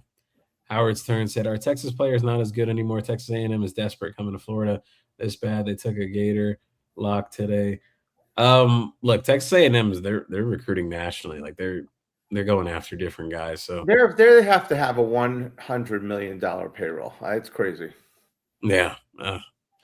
But look, there's only so much money that you could put out in the NIL era. It also boils down to evaluations, development, the coaching, and everything. And there's only so many players you could put on the field too at the end of the day. So sure, that's a good point. Let's see. Heart of Sports said Anthony Cartwright should be a take his monster on his huddle. I agree with you. I do think his tape is really good. He's definitely a big jumbo tight end, but there's been some concerns there, but he got nicked up and whatnot some time ago. So we'll see if things get cleared there or not. Howard Stern said, I see 1 or 2 more big flips coming. Mario ain't going out without a fight. That's for sure. Mario's the flipping king. Yeah, I do think Miami could have another flip or so in their back pocket for this class. That's a great shirt. I'm the flipping king. I love that. I have the U305. I like that name. Did you guys see Hayes post Henderson committing earlier today, but took it down immediately? I did not see that. That's the piece that took it down so quickly. Let me see. Kobe Kane said committing to who? He said to Miami. Howard Stern said, seriously, well, who do you commit to? Wow. I of the U said it was a quick post. Think it wasn't supposed to be posted. He took it down fast. That's interesting. Jalen Waters was posting on his IG story. Yeah, we'll see. Lance Davis said, finally got some elite linebackers. Hip, hip, hooray. Been bitching for months. Need to see Kellen Wiley develop. Need one more stud. I'm with you. I'm with you on all points, Lance Davis. Linebacker recruiting is definitely taking a big step forward. Andrew Brown said, is Andre Hippolyte still going to be a part of this class? Feels like he's looking everywhere but Miami. So here's the thing I want to mention about Andre Hippolyte and his recruitment. I think what people are forgetting here, or what's getting lost in translation with the North Miami Beaches safeties recruitment, is the fact that his process started a bit later than some of these other guys. Some of these other guys, they're getting attention from freshman year, sophomore year, junior year, and everything. His recruitment really didn't start taking off until about like late January, February. His tape started making the rounds. Then teams like Georgia got involved, and Florida and Miami and everything. He wants to get to enjoy the process. He hasn't visited many other places. As a matter of fact, his visit he just took to Minnesota is the first visit he took out of state, actually. So this kid hasn't visited a lot of places yet. I can't blame the kid for wanting to experience what the process is like and what it is to see other schools outside of the area. So, look, bottom line is there is an expectation that after his official visits wrap up, I think his last visit's the June 19th weekend for this whole process, that he'll be making a decision sometime after that. I think it's mostly a Miami and Florida battle. Georgia's been lurking, Notre Dame and everything, but it's mainly coming down to Miami and Florida from what I understand. Lance Davis said, no cut Nick will be on the cover next year all day. He's a dog. Freaking Mac dog.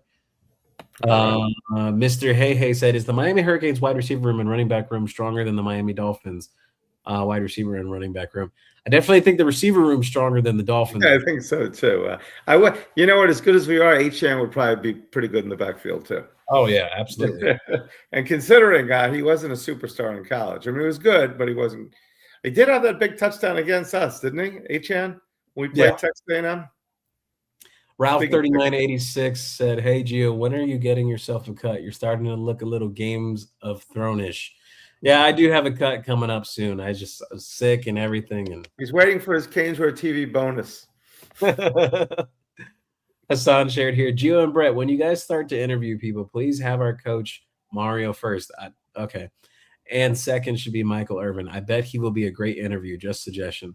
I think Michael Irvin would be a trip. As a matter of fact, all right, let's say hypothetically to getting Michael Irvin on, one of the ideas I would have, having another former player, speaking to him as well. Just I think there's something within that. That is a great idea. Someone who played around the time that Mike played. That is a great idea. No, absolutely. Lamar Thomas, I know when he knew Michael well, and I remember he told me the story that, he said, I'm going to break your records. I'm going to break your records. So, but having a former player, Gio, what a scoop, having former players interview former players. That is awesome. Yeah. You get some unique, candid stories that you wouldn't get. And they can joke around like nobody else. Yeah. Because they know each other. Yeah. Exactly. Ref, the gym dad, out of all of our 3-star commits, which do you think has the best shot to jump to 4 stars? And which low 4-star you think may become a high 4 or even 5? So let me look at the list of commits here. I have it right here. That's a really good question, by the way, Raf. I love that one because Miami always has a few guys every year that move up the rankings. Let's take a look here. The commits. All right, I got it in the notes here. So Miami's got 3 5-stars right now. Dante Wright, Israel Abrams, Nick Lanier. Right outside of that, that 5-star territory, guys that are kind of threatening there. AJ Randall. I think AJ Randall could, if everything shakes out right, could sneak in as a 5-star. Depending on which website you're looking at, he's just about there. A King Hall is as well. A King Hall, what a story himself. He went from basically being virtually unknown as a recruit to a top 50, top 60 prospect in the matter of, I think it was from the stretch from February to, it was March, April, May, February to May. Like he jumped up from being virtually unknown to a top 60 prospect, which is crazy. Anyone else who I'd mention who could potentially sneak up in that? I'd say that would be all for like potential 5 stars, but 3-star guys. I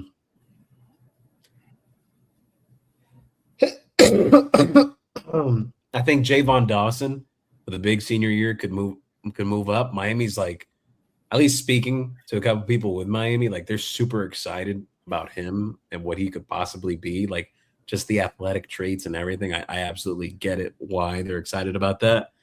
And the other guy I'd throw out there, either Sherrod Gordine or Josh Johnson. The reason why I say Sherrod Gordine, like Miami's hell bent that he is absolutely the best nickel corner in the country for this upcoming class. So look, if they feel that way, I don't blame them. And the other guy who I mentioned, Josh Johnson, from the Keys, he got a little bit banged up last year and everything, but Miami's super through the roof about how physical the guy is, how great of a guy he is in the weight room, the work that he puts in and everything. I wonder, can he get a bump with a big senior year? So we'll see. Andrew Brown said, is the defensive end from Jacksonville, Asher Jodo, going to reclass? I saw somewhere he's visiting this week. Yeah, that was kind of on the table. It's more likely he sticks in his class, but we'll see. The other program to watch out for there is Florida. That's one of them I've heard, and Georgia's another. Juan Manuel said, Brett, both of you can take advantage of growing number of subscribers and momentum by making a segment of merchandise uniform people will buy and maybe have a split channel with a Bella Danger modeling. I like it. I like it. Last time you spoke to her, Gio, I think she said she's interested, right? Yeah, we'll see. Okay. Good job, Manuel. I like the idea. That's a great idea. Lance Davis said, make sure to get the Caneswear app downloaded, fellas. Absolutely. Need a Bella as a guest on the show. I think we got to make that happen, Brett. You definitely got to make that happen. Howard Stern said, no, Gio, Texas A&M took Frederick Ards, also from Orlando Jones. He was a good. Yeah, that's what I was saying, Howard Stern. That's another guy that Miami passed on. Like Miami, like he was interested in Miami, but Miami didn't really recruit him. Lance Davis said, why does it feel like whenever a player recruits, they start shaving stars, so Miami doesn't have the best class in the nation? Happens every year.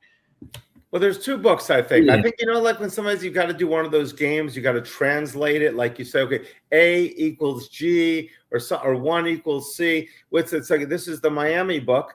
Okay, this is Alabama. He's a 5-star. LSU, he's a 5-star. Miami, he's a 3. If he's really amazing, we'll give him a 3.5-star, 4-star maybe. But there's definitely 2 books they bring out. Yeah, but I think some of that's starting to shift. I'm going to be honest. I know Miami fans kind of feel that way. Well, it was always that way. I will say, like guys in recent years, like Cam Pruitt, Coleman Conaty, there's certain guys over the years that they've continued to move up the rankings, and rightfully so, in their recruiting classes that Miami has taken. I'm going to give credit where it's due. Miami's done some really good early evaluations over the years. Guys that they got on really early that blew up later on. So wasn't that part of ESPN? A lot of people said that the ratings of how they would rate, because it was money to the conferences, everything like that, TV money, etc. Yeah, there were some theories that it'd also be based on subscriptions and how popular each school was at the time and everything.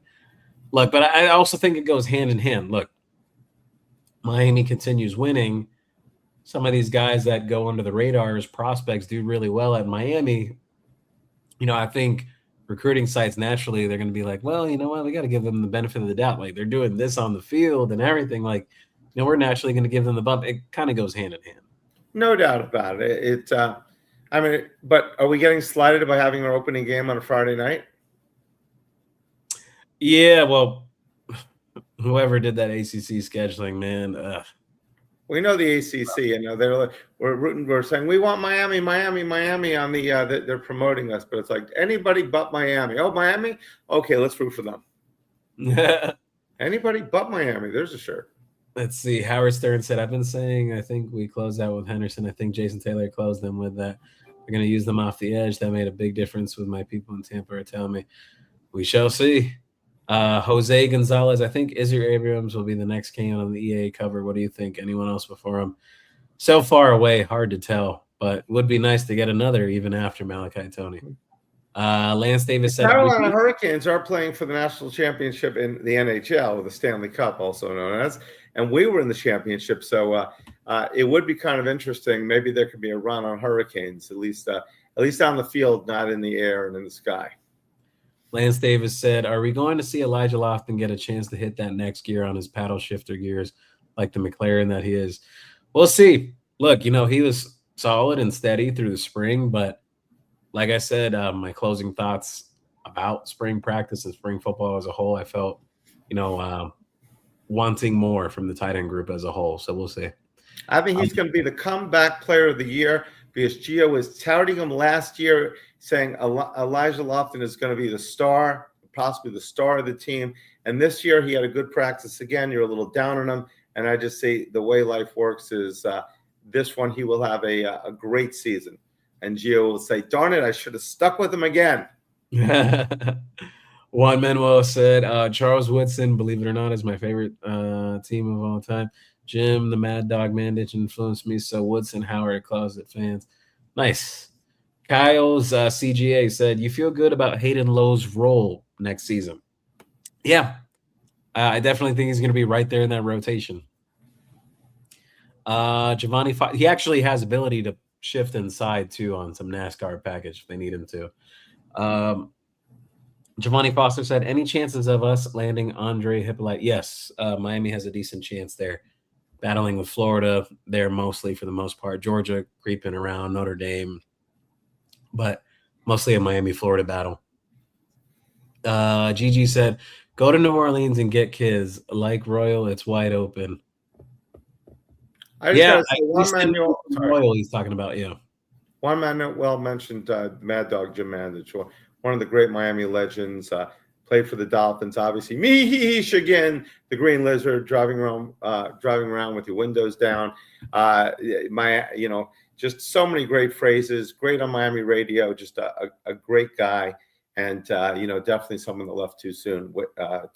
You see a lot of 72 Dolphins, passing on, but Mad Dog went way too soon and way too early. What a great human being. Juan Manuel said Mylan Paris was sick and lost 12 pounds. That's true. I think we still haven't seen the best of Wingo and Paris. I hope both continue to push like they want to start. Yeah, I think that wide receiver competition is going to be an ongoing thing throughout the season. Howard Stern said, I love Jimmy. She left this world too soon. He said, is Jimmy Cefalo still alive? He used to do the show with Man. Well, Jimmy is the play-by-play for the Dolphins still. And he did. But you're right. Mad Dog was amazing. But Jimmy, I think, still does a show with Joe Rose, I'm pretty sure. Jason Taylor was the third man in the booth, but obviously he's now in the booth or on the field for the Miami Hurricanes. Mm-hmm. Yeah. Kyle CGA said, if you're still worried about Mario as a head coach, then you're ignorant. I agree. Howard Stern said, I think Mario has also gotten better as a head coach, but something about him. I compare him to a Colombian Venezuelan woman. They're beautiful, but I can't trust them. They said the same thing about Kirby Smart. I mean, that he couldn't coach. They said that about Butch Davis, and well, he never won the big one. They said that about Jimmy Johnson as well when he was first here. They said he cannot win the big one. So it's until you win it, you haven't won it, if that makes any sense. I feel like Yogi Berra. You haven't won it, Gio, till you win it. Let's see. Sergio said, On 3 has LSU number 13, but 247 has them at 47. Why are different sites so different? It is what it is with the recruiting stuff. Yeah. That is crazy. Juan Manuel said, do rednecks like redheads? Do black ants considered red ants rednecks? Who has a mullet haircut on the team? Quite the question. Juan Manuel, Max Buchanan is one of those guys. He's got a mullet. Wow. What a question. Yayo's World 88 said, Gio, thank you for stopping by, Yayo's World. Yeah, it's World, a great name. Jose Gonzalez, Jim Andish was Peachy Keen. Absolutely. How you doing, Peachy Keen? Juan Manuel said, yes, Howard Stern, Jimmy Cefalo owns a winery and vineyard farms, living a fine life, traveling. Go and Google Jimmy Cefalo Winery. Nice. Wow. Richie 35-8-11. I'm so sick of Florida fans talking about they got a new coach and we behind them. Just wait till the new car scent wears up. Richie, look, I always say this. Every new coach gets that benefit of the doubt when they come to that new job and everything. But there's only so long you could sell a vision for. So, yes, that first year they get the grace period and everything. Mario got that grace period too. But you have to continue to improve year over year. And what you saw happen at Florida before Summerall was that Napier kept on trying to sell a vision, but eventually ran out of gas of being able to sell that to kids. Eventually, kids put 2 and 2 together like, wait a minute, improving what? Like, how are you guys improving? Same record as last year. You're not even making a bowl game and everything. Like, kids will pick up on things. Am I the only guy that's been around a little bit that when I hear Summerall, I think of Pat Summerall, who was a great kicker for the Philadelphia Eagles, and then he was in the booth, and then he was with obviously the great John Madden. But every time I hear Summerall, that's who I think of. Yeah. Howard Stern said, I heard Larry Coker's up for the College Football Hall of Fame. I hope he doesn't make it. He destroyed this program for being too nice. Didn't they used to call Larry? I remember a lot of fans used to call him Clappy because he would clap a lot. Brooksville Kane. I know it was brought up, but could someone please? Yeah, so people have explained that in the comments. Kyle said, what is the draw to College Station? No winning history. Weird place. Some people like the culture, I guess. I don't know. The 12th man. Richie 35-8-11. Remember when Mario said, look at the trajectory of the 3 programs 2 years ago? He was right. Yes, he absolutely was. You know, some Florida fans try to joke about that at that time, but Mario was absolutely right. Possum Jenkins, college football needs Texas A&M to not win a championship for the greater good of the sport. They spend godly amounts of it every year. Yeah, true. I think you got a great point, Possum. Oil and cattle, Gio. It's unlimited, the money. Howard Stern said, Texas A&M's not winning shit with that soft quarterback. You can't throw under pressure. He's soft. He sucks. I don't care how much money they spend. Yeah, I'm with Howard on that, actually. I think Texas A&M's quarterback is kind of I don't think he's that great of a passer. Juan Manuel said, Jim Manders saying, riding in my wheels with the windows down. They got to go down. Michigan, big house. He is a werewolf on wheels. Michael Barrows, it's on defense. McGuire is a bull. That's funny. Absolutely. Green Lizards, baby. Deepwater 1301. For what it's worth, I saw that Hayes post too, not the Jalen Waters repost, but I did see the original, and yeah, he took it down quick. Thought my eyes were playing tricks on me. Wow. Interesting. I got to check that out. Hassan shared like posting, and somebody was like sending money, and at the same time said, wait, hold on. There's another bid, another envelope we have to open up. Hassan said here, what Mario has done for Miami is unbelievable, but we still have Canes fans still can't be happy. I mean, if he leaves, who do you want? Ask FSU if they want to trade with Miami. Oh, absolutely. Yeah. I don't think anyone is wanting Mario to go anywhere. I don't think anyone. It's like anything else. They've been burnt before. The Georgia Tech game, the SMU game, that was coaching a lot, and they just feel like, hey. But after that, I mean, it's you got to trust with the way we're going with the grain. And from that moment on, he was a different coach, and I believe he's going to be that same coach that comes out and kicking butt and taking numbers. I think that's the way it's going to be. I think he understands. He wants to win not one championship here. I want to be a LeBron, not 2 championships here, but he wants to just be the dominating coach in college football and team. Kyle CGA 21. I was told Hippolyte has family ties to UF staff also. Yes, that's true. Lance Davis, Gio, how is Hayden Lowe looking and or practicing? Need him and Lofton to step up the sleepers. Yeah, I can't really say for practicing, but he's in great shape right now, though. Hayden Lowe. Howard Stern said, I hope we get Andre Hippolyte. I remember a good friend of mine, Max Gene Giles, same high school, North Miami Beach, turned down Miami for EGA. After that, Miami went downhill. Kehoe couldn't close a door. Yeah, that's tough. I do remember that recruit's name though. Jose Gonzalez, no cut Gio been hanging out with no cut Nick. Yep. Howard Stern said Nevin Shapiro's the next director. That could be the best line I've heard today. That would That be is classic. I can just see very Howard doubtful working together. considering certain sentiments in that building. Yeah. Yes. Lord Bakington, Marty Brown is Mr. Clutch. Yeah. I agree. Marty Brown picked us up. And which game was that? When we needed it badly at the end of the game, was that Mississippi, or was that Miss, or was that Ole Miss? That was probably, I think, the game, right? Or was it? It wasn't Ohio State. I think it was Ole Miss.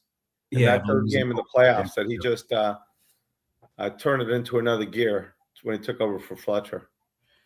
Let's see. Howard Stern said Gio is Anthony Cartwright a take. It's kind of on the fence with that. That's going to be determined this weekend.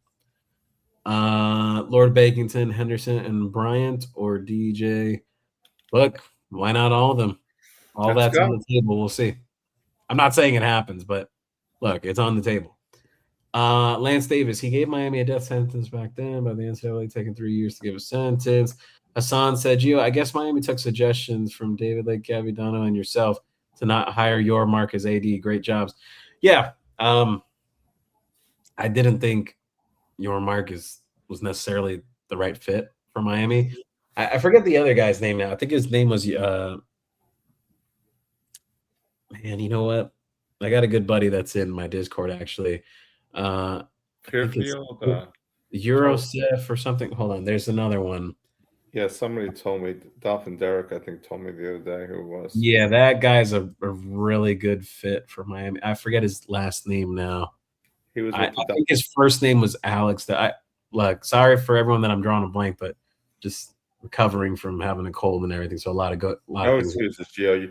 You're the insider. You got to know this, Gio. I'm sorry, no cold. Juan Manuel said it's already happening. Melvin Bratton does a show for Canes fans in Utah. He has brought Vinny, Blades, and Selwyn Brown, Cleveland Gary, even Gators Eric Rhett and Lewis Oliver. Nice. Lord Baconson said Juan Manuel said you put A Bella Danger on this show. You put A Bella Danger on this show will go national because A Bella Danger has experience hosting shows, but she is a genuine fan and student. She made herself a millionaire. No longer active. My son said, Dad, can you have 2 women on the show? And he says, that's the big thing, Dad. And I said, okay, Garrett, we'll take a look at that. Brett, I think if we make that happen, it may, that'll be. I'm going to see. We got to give the people what they want.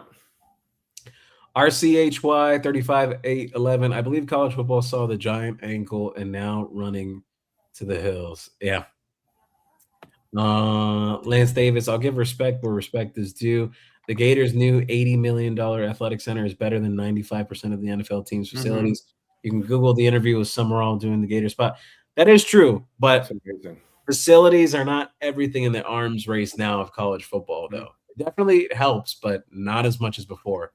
That used to won 5 championships. That Heck Center was like that. Those guys were working out in and everything. Like we were probably the lowest of the low and what they were doing. But I know it's a different day, and guys they say softer, but it is beautiful. But ours is by far the best we've ever had, isn't it?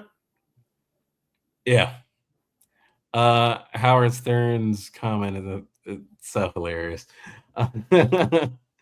Sergio said FSU could be 2-4 going into the Miami game, and then they have a bye week. How bad does Miami need to beat them to get Norvell fired? Or should Mario keep it close to keep Norvell on the team? Look, I think everyone knows at this point that Mike Norvell is unfortunately for him, if you're a Miami fan, you don't really care if FSU is doing bad or not. But I think everyone knows that he's a dead man walking with the Florida State situation. They've kind of confirmed as much so. It's more so not the matter of if, but more so when they pull the trigger and make things happen over there. We'll see. I don't even know if it'll be the Miami game that makes it happen and whatnot. I don't think it's a specific timing. I think it's just going to happen at some point eventually. I seriously doubt they retain him again. Wasn't he on the hot seat and then they had that undefeated season as well? Yeah. He's had ups, he's had downs, he's had ups. So, you never know what's going to, I mean, I don't want to write them off and say that, we're playing a terrible team. I want to go in there looking like we're playing a team that can beat us. Oh, yeah, I agree with you. Look, I'll tell you this. I remember many FSU fans, they would kick Miami when they were down and everything. I always look at it like this. I think programs like a Miami, FSU, your Michigans, there's certain programs, your USCs, there's certain programs around the country that if you get the right coach into that situation, the right infrastructure, the right people around them, administration wise, you can wake up a sleeping giant. You absolutely. Point. So I'll never say never, but not with the current regime they have, though. That's not happening. Richie said FSU's feeling what we felt with Al Golden. Yeah, very true. Even worse, to be honest. Lance Davis said, we still slap them Gators if they put us on the schedule. Can't blame them. Who wants an automatic loss versus the U? Tell Kitten Kiffin to quit the schedule us and we could shut his mouth. Very true. Actually, as a matter of fact, I saw something come out in the news the past week with college football that Texas Tech, to the point they were calling out Texas saying like, hey, we'll cancel our week 1 opponent and pay them whatever the stipulation is for canceling the game just to play you guys week 1. There's some crazy thing like that. Really? Texas. I did see that one. Yeah.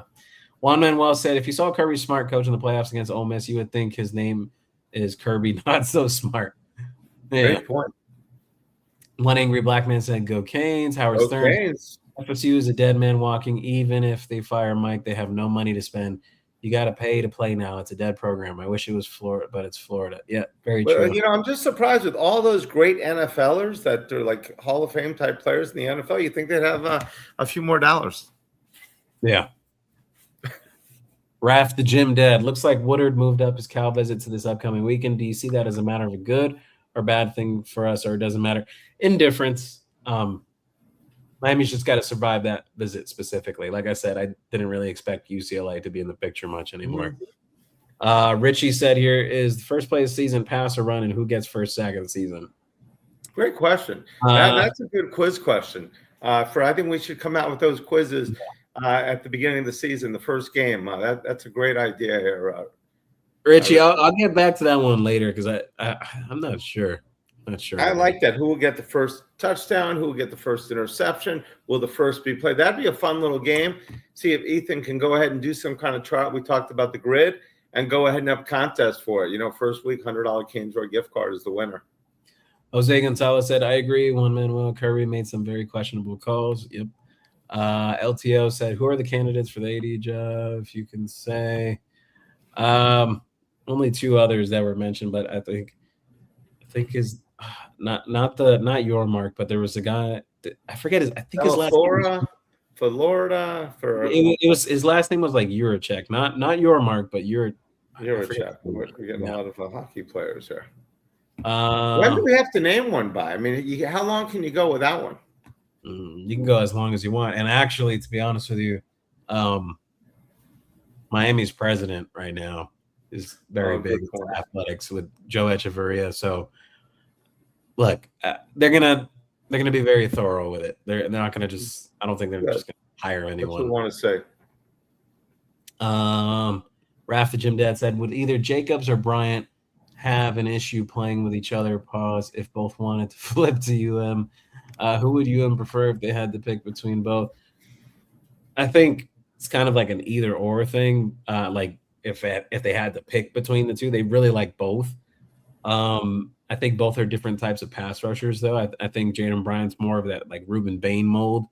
DJ Jacobs is more of that like freakish, long, like crazy, insane first step off the line type of defensive, but type of pass rusher. So the 2 different types of guys. Bryant's more of a power rusher. So, but they want both, and look, if they're both willing to come, they would take both. One Manuel said, hit that like, share, and subscribe button. Tell the people about the show. It's fun. Absolutely. Like, share, and subscribe. Tell 3 people about the show. It's fun. I love it. Everybody tell 3 people. Great idea, Juan Manuel. Juan Manuel said, when will the next show be? The next show will be sometime between Thursday and Friday. Very likely Thursday. It'll be yes. We're going to get that down. We're getting a program director to go ahead and tell us what to do. Lance Davis said, "We getting Eli Woodard, Gio, as long as everything follows smoothly through that Cal visit, then yeah." Sergio said, "I think Gio got sick because he hasn't been drinking his Arizona teas during the show for a few weeks." You're absolutely right, Sergio. I was under the right. So you had it. You were boasting about it. We need them as a sponsor.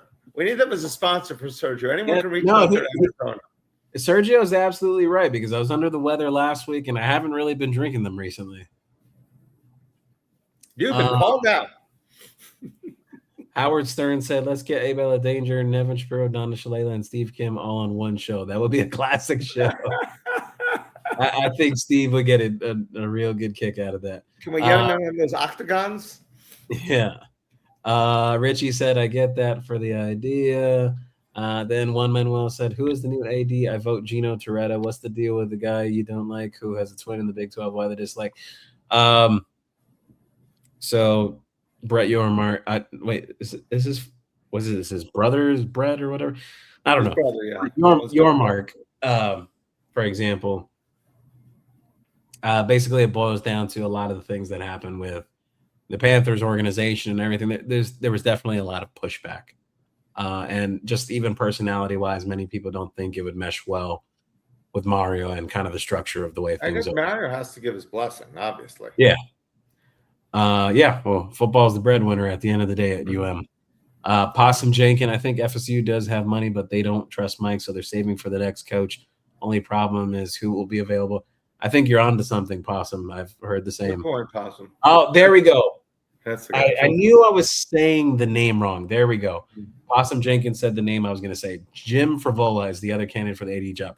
I think he would be a really good fit for Miami. Based off the background, I spoke with one person that's actually very familiar that's had some interaction with him in the past. I do think he would be a good fit for Miami. But I'm sure they've talked to the others and everything. So look, no one really has the full details yet on the whole AD search. But yeah, that's good to answer what LTO officials' question was from earlier. Let's see. Richie said the sleeping giant is awoke and college football is running. Did you hear Kirby and the rest of the SEC coaches always got Miami in their mouth? Yep. Kirby Smart when he was at Steve Spurrier's dinner a few months back. Yeah. Exactly. Joel True, it's all about the U. Let's go. Thank you for stopping by, new viewer. Absolutely. Jose Gonzalez. So you're saying Jacobs is like Jason Taylor? Yeah, more similar mold like that. Juan Manuel, Gio, Brett. I really think Abella would say yes. She is a huge Miami fan student, and she attracts attention. Cameraman get hypnotized by her. She got free national airtime. True. Raymundo Rodriguez. Any news on new hats, Adidas, and New Era? Get it together. Great show. Well, yes, thank you. New Era and Adidas are getting together for 2027. Right now, we do have a lot of hats coming in, as I mentioned, more than ever. We've got some classic ones from 47 from Mitchell & Ness, and now the new branded Bill line, which everybody is raving about. We should have them in. We're going to carry their whole entire line. But yes, the New Era and Adidas partnership is happening, and we're just waiting on for more details. Carlos Montilla said, "Are we done recruiting a defensive tackle? I feel like we need another high-end player there." You're not totally off, Carlos. Actually, last I heard, that would be one of those positions where, at least for official visit-wise, like this summer, they're done. But it's something that they'll continue evaluating going into the fall and the season. And look, they'll go big game hunting. Like if there's a big-time D-tackle out there that maybe is not feeling too hot about their commitment to a school or whatever, they'll poke and prod there. So yeah, they're always in the market for the big uglies, for the war daddies, the trench monsters. Howard Stern, Florida State football program is about to be like a mammoth elephant about to be extinct very soon. They might go back to an old woman's school soon. Yeah, people forget that about Florida State's history. That's very true. Yes, I think they are still predominantly women, aren't they? Yeah. Sergio said, "Do we know when the team is getting back together for practice? We need those practice highlight videos to come back." Yeah, so You're likely looking at least from what I understood, it's going to be like the first week of August. So not too far away. It's right around the corner. Richie said, Gio, is that new defensive tackle commit reminds you of Dante Lucas, developmental kid with upside, junior year blow up?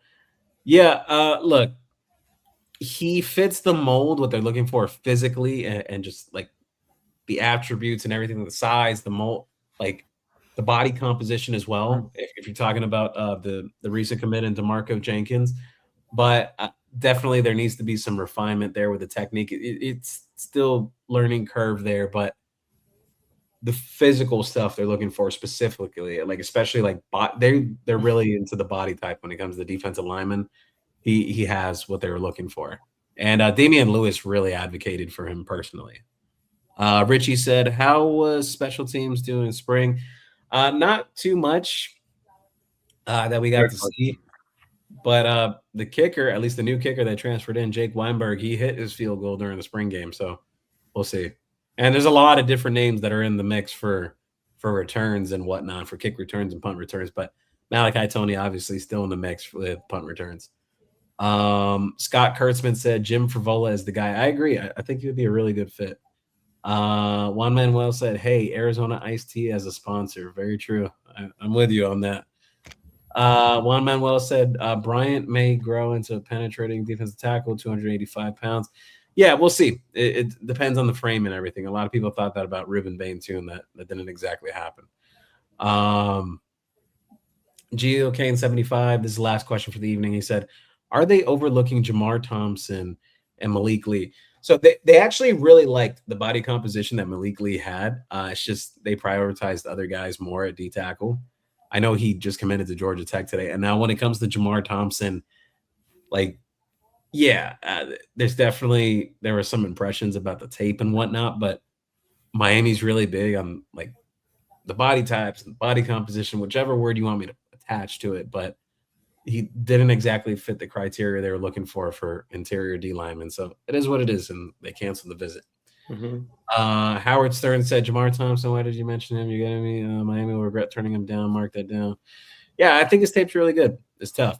But thank you, everyone, for stopping by. We absolutely appreciate it. I know I've been a little winded today, still recovering from that nasty cold I had, but every day getting better. Thank you to everyone that stopped by yesterday. Thank you to everyone that stopped by today. Thank you to everyone that stopped by when I was on with Michael Yo yesterday on Comics on Canes. We absolutely appreciate all the love and support. Before we sign off of here, make sure to download the Caneswear app on your Apple App Store or the Google Play Store, depending on your mobile device. Look for the code CW16. You can get 16% off on your next purchase. Take advantage of it only on the Caneswear app, not on the website, on the app. So, with all that said, Brett, any closing thoughts?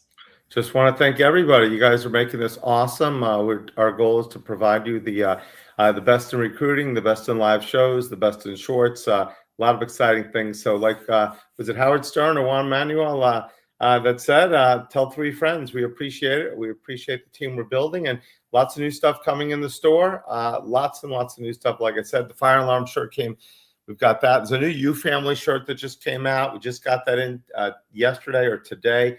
A couple of new hats are coming in from 47 and Adidas, but so much stuff is going to be coming in, and we're going to be announcing it. We're going to do product reveals, product videos, a lot of good things, lots of contests also. Anybody has any good shorts and the original material that is that we are allowed to show, and it is PG rated, we'll gladly, if we pick your short, we'll go ahead and give you a $25 Caneswear gift card. You can send it to Gio or myself, or any of the Caneswear TV team. But thank you. It's June 2nd. We are 94 days away. 94 days, the greatest wrestler in the history of sports to some, and obviously the greatest wrestler that was Miami Hurricane, The Rock, wore number 94. The Rock. I think William Joseph, the number 1 pick, wore number 94. Greg Marks wore number 94. And I think I'll host a few others as well. So we're excited. Check out the countdown. We're doing a countdown every day on our shorts. Take a look at that, and same channel, same bat channel, same bat frequency. And that is about it. Gio, you were phenomenal. Even on Gio just pulled himself off the DL, the 10-day DL. He pulled himself off. He's like, I'm saying, Gio, are you sure you can make it? He's pulling himself off with one hand to get in his chair just for the great fans of Canes Wear TV. Thank you, thank you, thank you. I wouldn't say that dramatic, but thank you. Thank you, everyone, for stopping by.